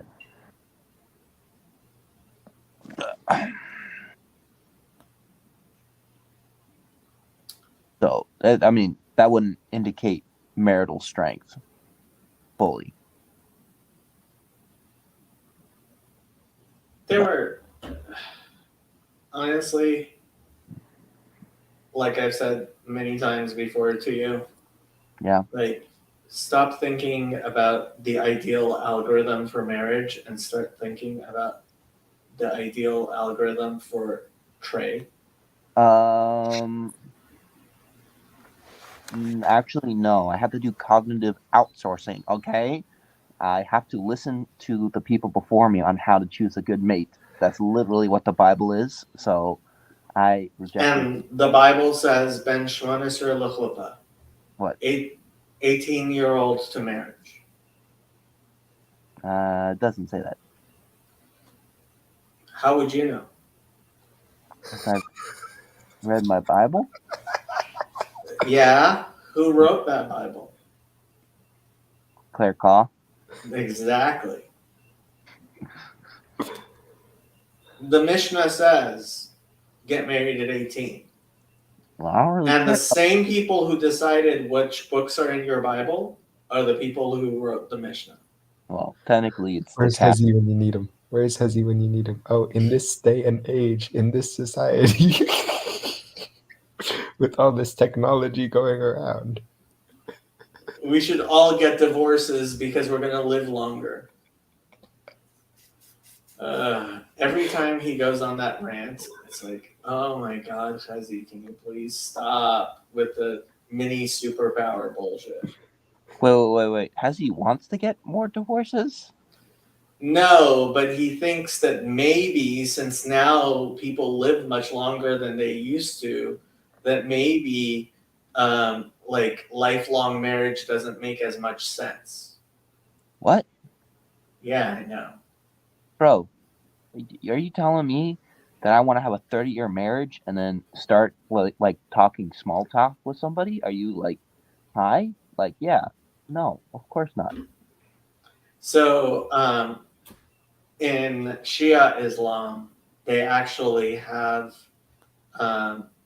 set time marriage contracts, which can be anything from a few hours to 99 years. That's crazy. Haram. I don't think that's right. A bit weird. Which is why in some places, basically the local imam is a pimp. Based. Very, very based. I gotta stop saying that word. Like, it's really weird to explain that word to like normal people because they have no idea what I'm talking about. No, people who have no idea what you're talking about, that's not a huge problem. If they know what you're talking about and they think you're a gamer gator dude, that might get you into serious trouble at bowling. Sorry. Well, based is ironic. That's sort of the point. It's ironic and true at the same time. It's like, Yes, but you're a ginger. and I have no soul. We get it. No, that's not the problem. The problem is you're complicit in white supremacy. Well, I got my freckles on, so take that.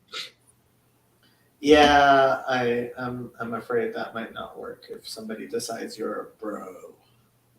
I'm telling you, it all adds up. Like if you combine all the freckles, I'm like technically light skinned. Technically.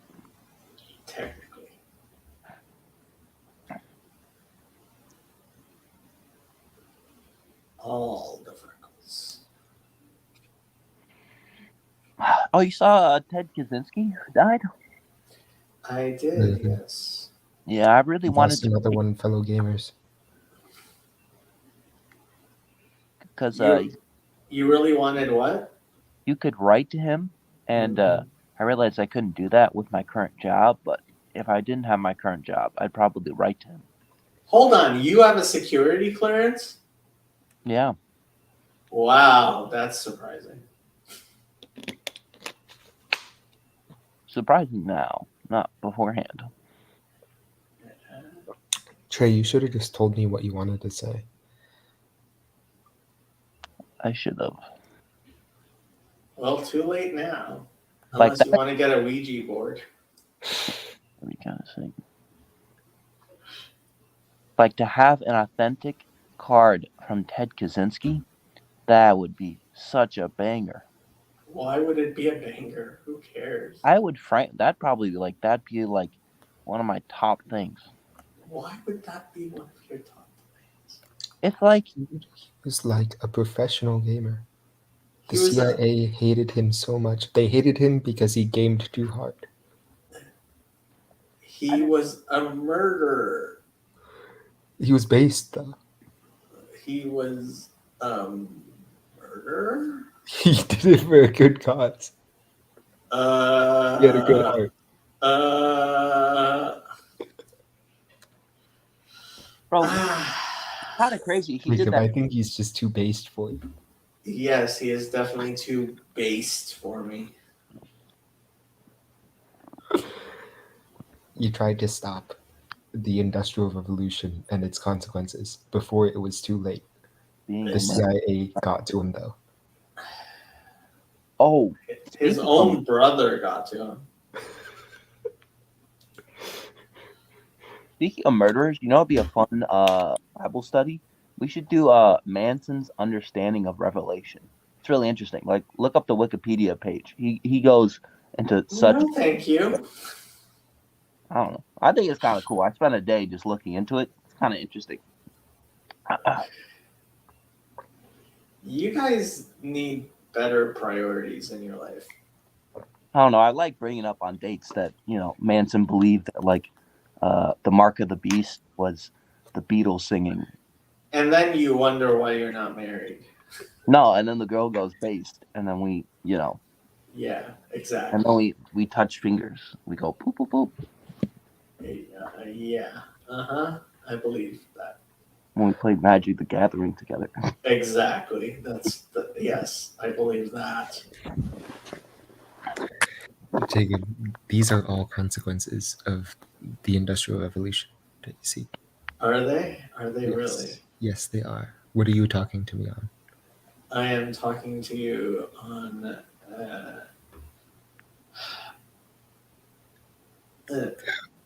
I don't know what I'm talking to you on.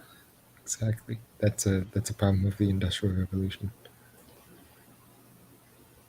Do you realize that my ears are actually digital?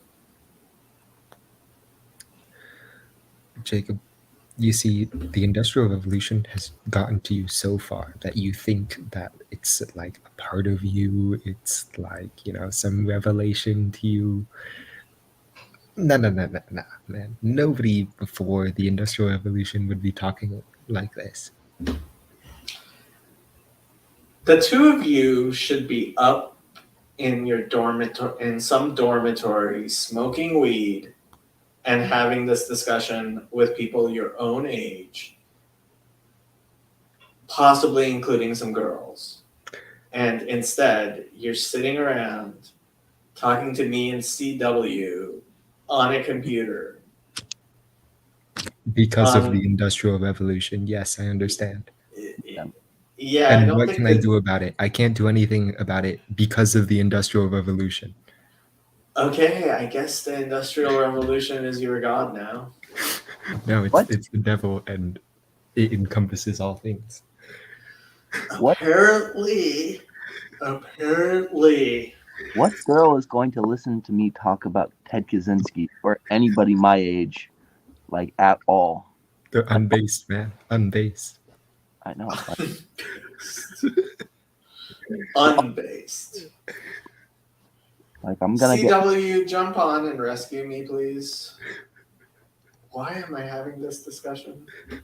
What am I? Chopped liver? Yeah, you are. Broadway? I have to go to church tomorrow morning. Okay. Where are you going? Where I always go on Sunday mornings. Where?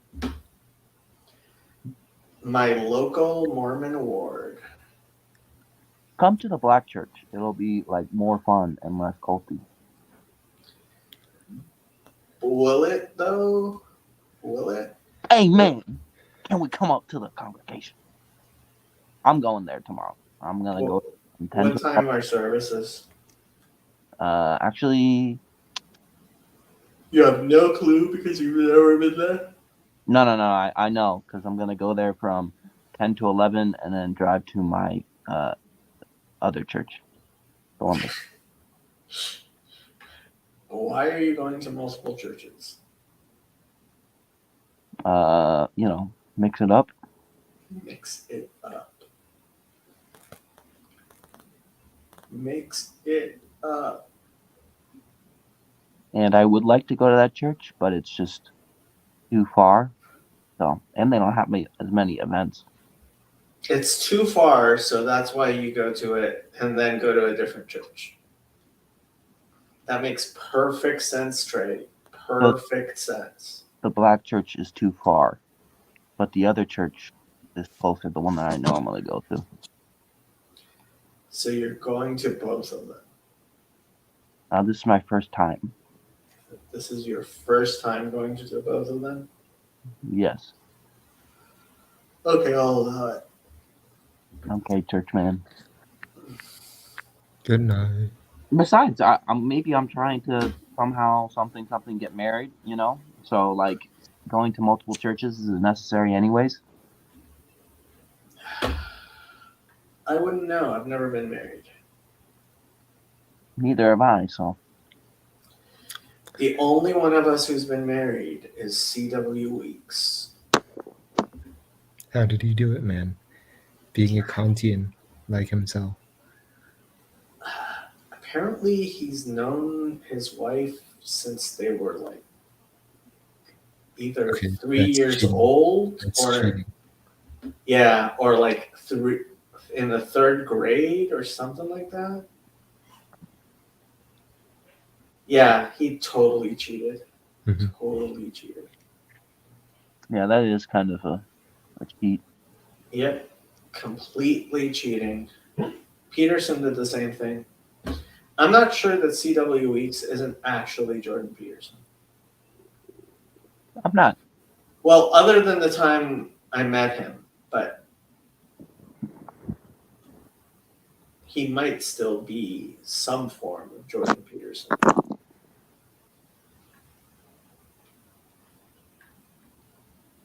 I actually spent more time talking to his wife than I did to CW.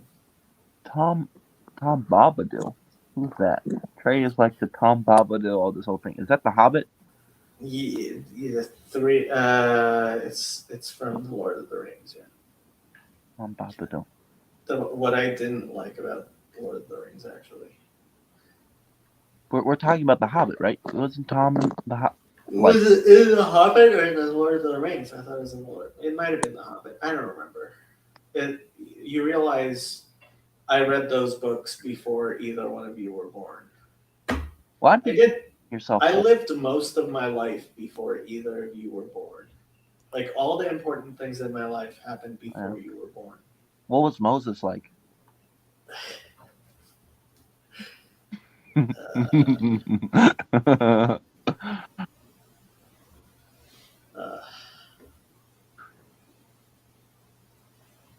Yeah, I haven't done anything worthwhile since either one of you were born. It might have something to do with the fact you were born. Your curses on the world. Did you ever watch South Park where the Antichrist was Ginger? I don't remember it. I remember when the original South Park came out and we all spent hours downloading it. It must have been something like 6 megabytes. So it took like 6 hours to download. Have you seen the original South Park? Yeah.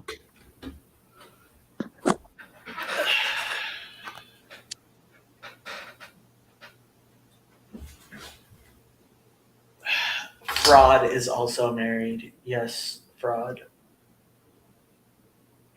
I actually have been wondering if you guys, that certain thing we talked about, if you came to any decision about that. Type in the chat so I'll know what you're talking about. No, it's private to fraud and fraud.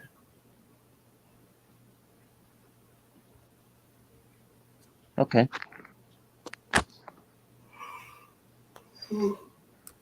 Like, do I go around telling everyone everything about your life? Jacob, we thought you were talking to us.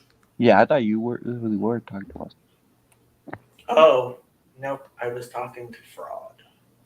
Although either one of you could freely say if you decided about that thing we were talking about. I think I am going to get a Honkai Star Whale body pillow. I've been thinking about it for a long time.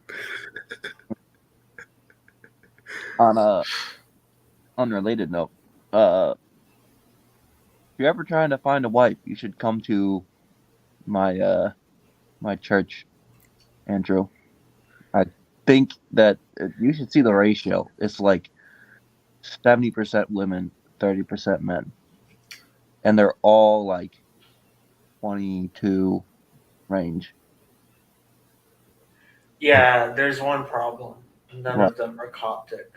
Yeah, but I feel like it's better to get a girl and then start putting incense in the home and then like convert her to Coptic, steal her into Coptic.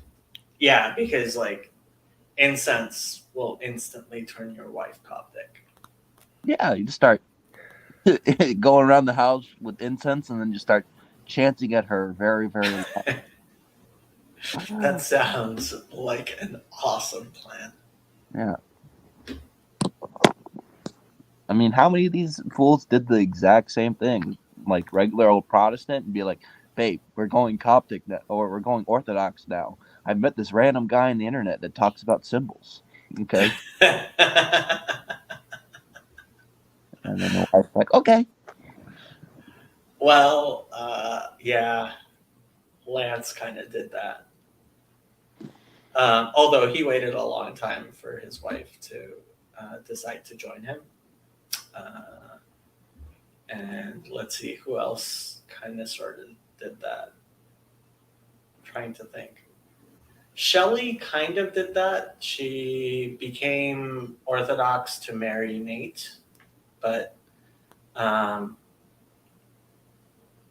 that's because she was incredibly Protestant and like was like, he's my husband, this is his church, okay, that's my church. We locked in. We're not switching up. Well, no, she decided to marry him, so she converted and then they got married.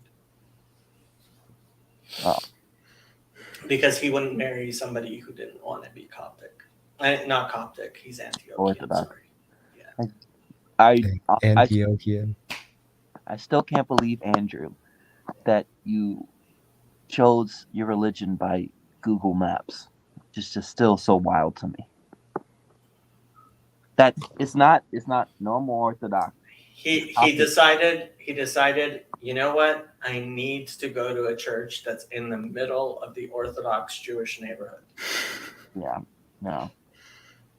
And he went and found the only church that's smack dab in the middle of the Orthodox Jewish neighborhood in Los Angeles. Mm-hmm. Yeah. I don't know how that happened.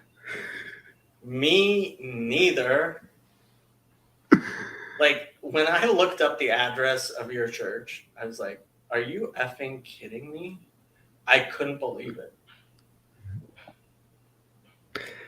Yeah.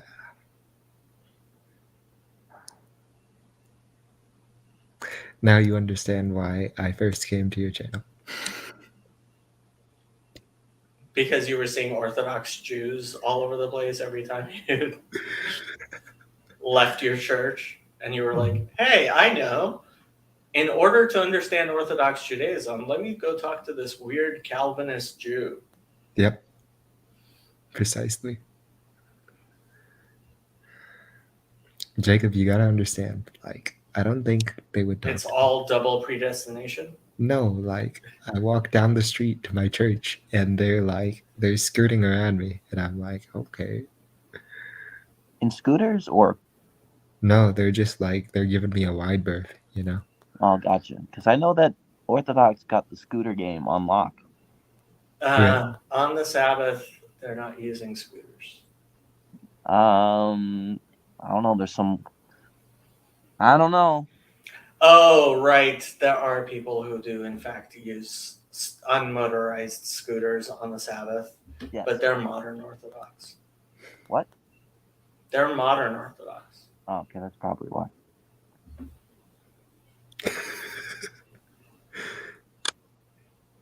Yeah, that sounds like the type of thing that whatchamacallit would do, Chazi would do. It's like, there's no prohibition.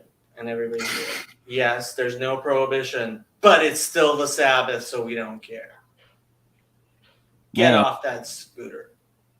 We would have those same conversations with witnesses where it's like, there isn't a prohibition against this. You could do this, but no one else does this. And you shouldn't do it. It's Uvdin Someone's the flicking a hole. bic. Say Uvdin the hole. The Uvdin the hole to. So what brand of cigs do you smoke? I don't. I just like lighters. Fire. I swear, like, Fire. I'm a, Fire. yeah, I'm more of a pyromaniac. Like, you can just light your hair on fire, and like usually it'll just go out. So that's how I freak people out. Is I'll just light my hair on fire, and then it'll like 90. Yeah, hair does not burn very much. He is a ginger. He is a ginger. This is true.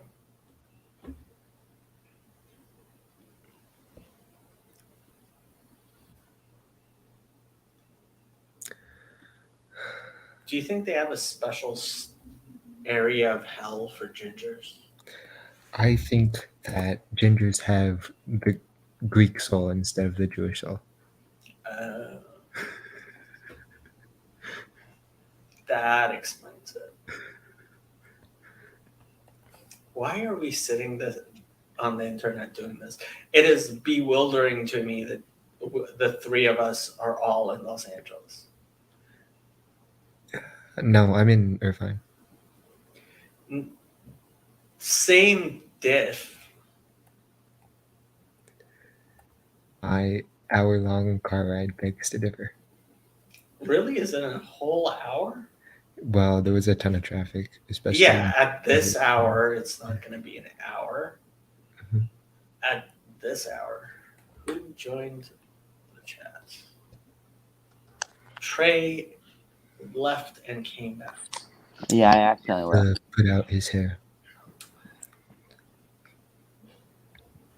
I had a thought this evening that a big blocker right now for me, and maybe at larger scales, is that I need to let go of the need for control of other people, control of circumstances. Oh yeah, Trey, I am also XJW. No way. Yes way. Fraud with? Fraud with. Oh, we gotta talk. Okay. I'm gonna end this stream in like 5 minutes. Dang. I was about to get into an argument with you. About what?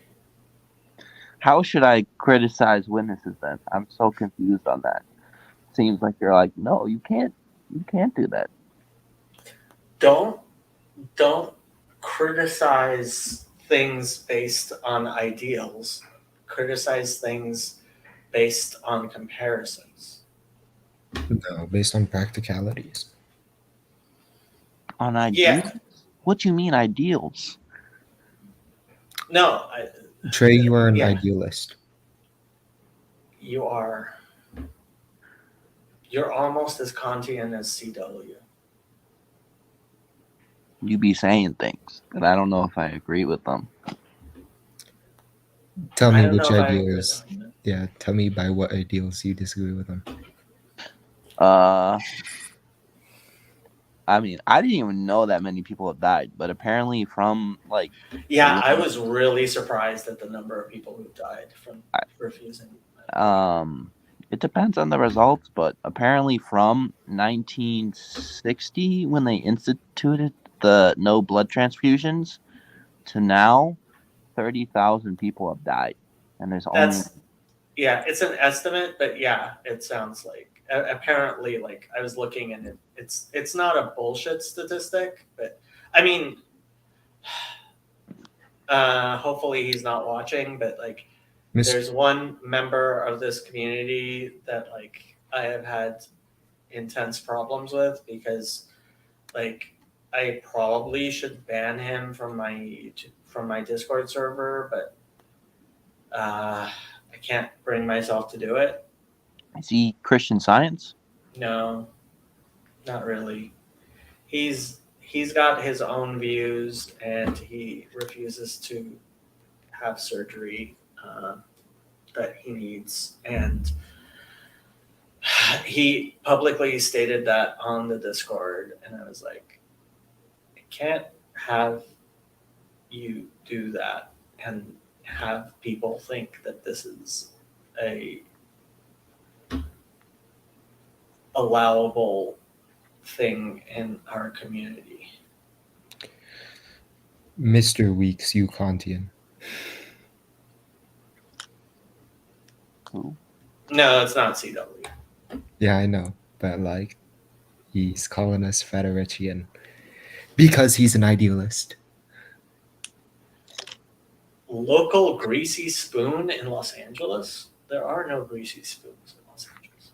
I live like 2 feet away from an IHOP. Mm-hmm. We could go to the IHOP. Andrew, what kind of guy your age doesn't have a car?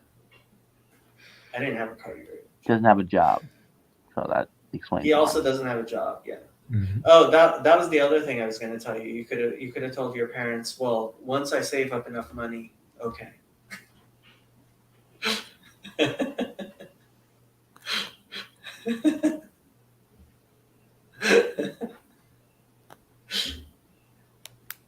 That would have done it. Your parents wouldn't insist on paying for it, right?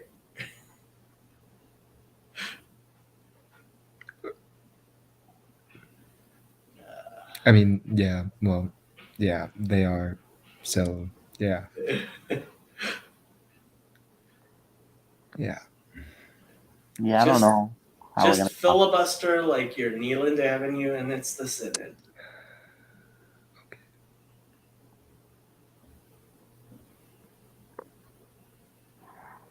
Yeah. How do you think the Synod's gonna end, Jacob? The Didn't Synod they- already ended. Oh, it did. Yes, and that's why people are so pissed. What That a boring Synod. Oh my gosh, you just affirmed the same position you had like the whole time. Oh, no, it was not boring at all. Like the that. end result. Such a like. I'd rather have a split. It's more interesting for the plot. You obviously have not been paying attention to what happened at the Senate. No, I have, because he's been releasing more like videos recently. And if we had a split, he'd be going ham on those videos. I have no clue what you're saying. I think I'm just saying that if there was a split in the CRC, Paul would be creating more videos than ever. Paul is not creating videos because A, he's at his son's graduation. B, like people are calling him behind the scenes constantly, and he doesn't have time to like. This Synod was so much more of a disaster than anything anybody thought could possibly have happened. And I have to say, the more I think about it, the more I blame Paul DeVries. Like, it is possible that he's just incompetent and not evil, but there's a level of incompetence that is indistinguishable from evil, where that you kind of like, you prefer to think that it's evil because that level of incompetence is just too demoralizing, and you would prefer that it were evil.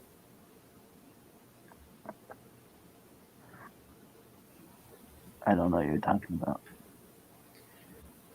He got royally played by the woke if he didn't deliberately pull woke tactics to make woke things happen. Are we talking about CRC where they were just arguing over gay marriage? I don't think gay Yep. marriage is woke. Gay marriage is woke. What are you talking about? I don't like this misappropriation of black culture right now. Because woke came out in 2012, like the idea of Yeah, and words never evolve. Like the words, cannot possibly like take on new meanings over time. That never happens, ever. retrofit a movie. Yeah, you can. Yeah, actually, years you can. ago. That is precisely what you can, in fact, do. What Like do you this mean? idea of appropriating words, like, hey, Messiah is a Jewish concept, and you can't just go around appropriating it. A bunch of Gentiles going around using the word Messiah, No, like not what I mean. it was Jewish for thousands of years No, before any of you started appropriating not my point. my Messiah. So, like, you guys really need to stop. That it's but using the term woke for like gay marriage It's Yeah. like using the term Messiah for Adam. For Jesus, yes, you are absolutely correct. No, I said for Adam. Like you can't have a Messiah without like having that term like be fit in its context. Like it's art. Like you have to have Okay, the history Christian happen. concept of Messiah is like in no way related to the Jewish concept of Messiah. Like And there is no connection whatsoever. I think the Messiah would beg to differ. I'm being Jacob Hold right now, and I can't get out of it. But all I'm saying is like the term woke came on in 2012, and you're using that word to apply to something that was 50 years before that term. Trait Yeah. language is not static. Yeah. Right, but that's you get what I'm saying. Woke, Trying. woke Yes, we refers to get what you're something. saying. You're just wrong. It's not that we don't understand the wrong thing you're saying. We understand the wrong thing you are saying. Okay. It's Is- still wrong. Is like equal rights between men and women. Is that woke? Yes. So like women. Well, vote. no. Well, okay. Actually, the woke don't believe in equal rights between men and women anymore because they don't believe in men and women anymore. But it definitely used to be woke. Peanut butter chocolate cake with Kool-Aid. They woke. That's where I know woke from, and I wish we could have that back. I miss that time. You don't know what I'm talking about, Jacob, right? I have no clue. Look up Redbone by Childish Gambino, and you'll understand. It's okay. I should probably go to bed. You could. I need to go to bed, bro. I haven't gotten any sleep. I drove all the way from Sacramento today. Did you meet up with Raj? I did not have enough time. You did not have enough time to meet up with Raj. Why am I friends with you? Because we're rad and we're based. Rad and based. Mm-hmm. I think you would like Ted Kaczynski. Kaczynski? Yeah. Yeah, no. The CIA's gotten to you, I see. The CIA has definitely gotten to me. But did you guys see the Babylon Bee article today? Apparently they had made the joke before, but DNC invites RFK Jr. to a rally at at Grassy Knoll. Lots of people were very, very upset. Too soon, they said. Too soon. Is RFK Jr. a Democrat? He is. That is interesting. It is, actually. And what happened with Joe Rogan going on Twitter for the first time ever, like he hasn't tweeted in years if he ever has, and he went on a tweet storm defending him today, and I tweeted what I do believe, that if Joe Rogan really decided that he wanted RFK Jr. to be president, he could at least swing the Democratic primary over and take it from Biden, and that would definitely change the race completely. Yeah, I'd be interested to see like how much the internet would affect the regular person, because again, young people are not going to vote. It's going to be the old people. No. Okay. Old people If are the biggest voting bloc. you don't get it, Joe Rogan is the one person on this earth who single-handedly can decide that he wants Joe Biden not to be president. Okay, I'd like to see how that would work in the polls, but It's because we're talking about a Democratic primary, and if Joe Rogan fans that are actual fans are people who did not vote, like they're not really voting people, and they will go out and vote because of their excitement over Joe Rogan, like trying to do it. And that would completely upend our political system, especially in the primaries where people don't believe that it's important. That's how AOC became a member of Congress. Well, that was like a okay. Well, first of all, Yeah, if that didn't yeah, happen. That didn't happen with Bernie Sanders. We wish it would, but it didn't. Getting enough votes. He wasn't getting enough support. right. Well, also Bernie Sanders decided that he was going to sell out to Hillary Clinton because he didn't have want the to be same amount of- president anyway.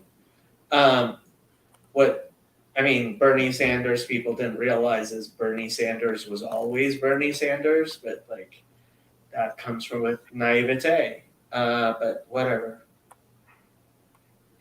Of course, Trump voters also don't understand that Trump is Trump, but whatever.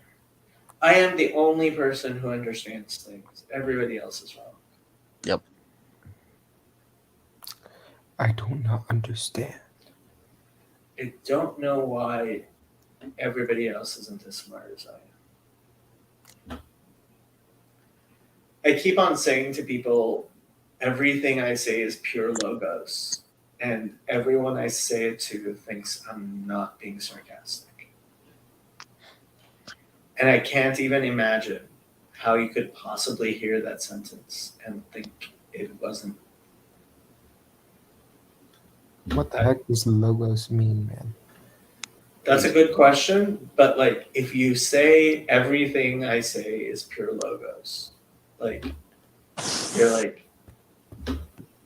you're either delusional or you're being sarcastic or you're trying to make a point, but you're not being literal. You can't possibly Be literal. But people think I'm literal. Like Harry thought I was being literal, and he's like, Jacob, not everybody agrees with you. And I'm like, did you read what I wrote? Of course, everything CW says is pure logos. Yeah, since I've been showing up here, I feel like I'm back in second grade because there's so many terms that I have no idea what they mean. Like, okay. So why do you hang around? I don't know. Maybe to one day be viewed as smart and not dumb. You know what's really shocking? This video is going to have like 100 views tomorrow. Is that big or? It's like 500 more views than I ever expected any of my videos would have. You mean 100 more? I was being exaggerative. Okay. The math didn't really check out. Okay. Well, I'm not a math surgeon. Cool. That's a joke I stole from Jimmy Dore. I hope you can just watch more Destiny to balance yourself out. You know what I mean? Destiny? Please. Destiny. Just so we can have something in common, you know, with with what we watch politically. Destiny.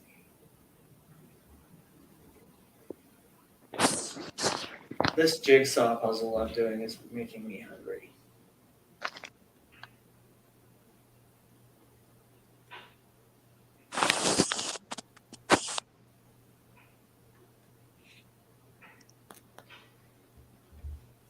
And fraud is right. Why are we ignoring fraud with? Connie. People have been talking. What have they been saying? Share this. Like Edward Hopper's Nighthawks. I have no idea what that is. We are all Federations now. I think we've discussed that. I am a cosmonomic existentialist. No, you're an idealist. Yeah, Oh, sure, an ideal. not Kantian or idealist. No, you are. I feel gay marriage has become woke because many gay people are still against gay marriage. It's the woke agenda pushing. That's the woke part. Hey, Connie, how you doing? Gay people against gay marriage? Oh yeah. When the idea of gay marriage first came out, it was Andrew Sullivan who was pushing it. I can't find this song. There was this like famous gay anthem against gay marriage. It was like, "Shove your marriage. We just want to f." But he actually said the word. Who's Coney? Unless you mean Coney 2012? I have no idea what you're saying. Is David Horowitz hyperstitious? That's an interesting question. Grimace is having a moment. I think he could really sway the primaries. Logos Rancheros. I think CW is tripping. Jimmy Dore is another one of my favorite people. Jimmy Dore, he's a nice guy. Share the screen. We want to see the puzzle. Okay, if you really want to see the screen, I will show you the jigsaw puzzle I'm doing. Ta-da! I'm almost done. Wait, are you serious, Jacob? Are you doing like an online jigsaw puzzle?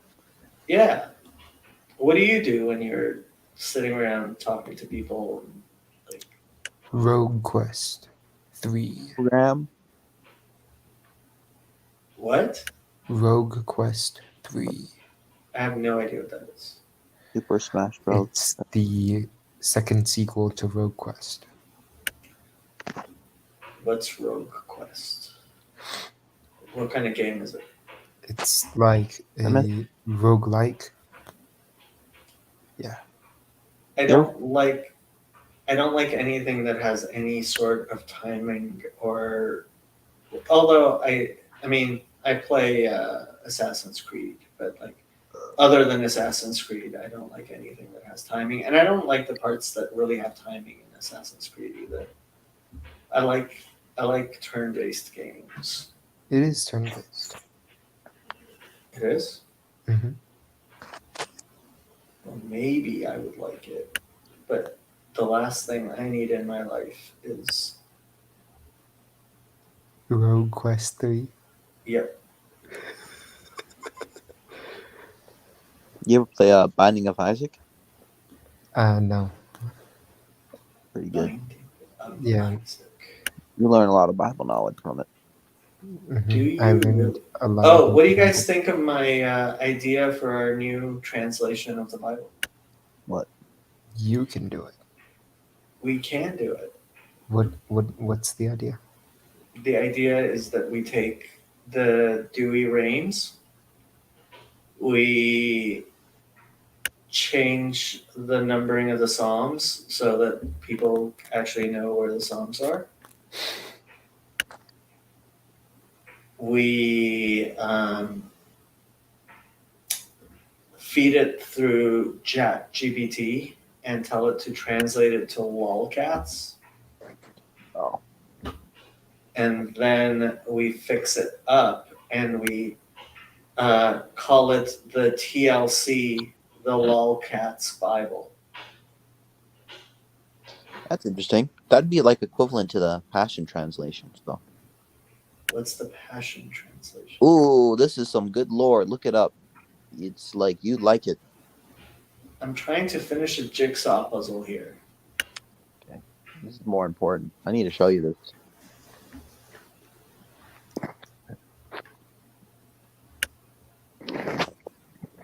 It's like a woke Bible, but like very popular. It's a woke Bible, so it's in Ebonics. And You're the one who's talking about appropriation. I don't use Ebonics. Black English vernacular. Well, like 70s. Is this not fitting anywhere? The world premiere. It's a world premiere. I've been waiting for it all night. Now, can you tell why this is making me hungry? Thirsty. Thirsty. Is Oh. that a Grimace birthday shake? I don't know what that means. It's a, I have, but I would like a blueberry shake right now.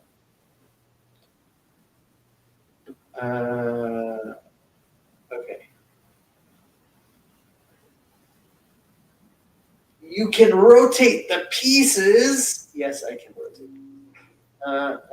Assumed you were playing Diablo 4. No. I can has Covenant.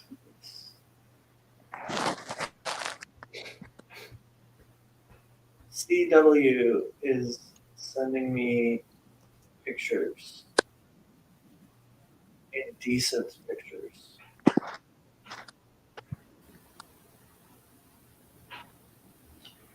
All sorts of indecent pictures.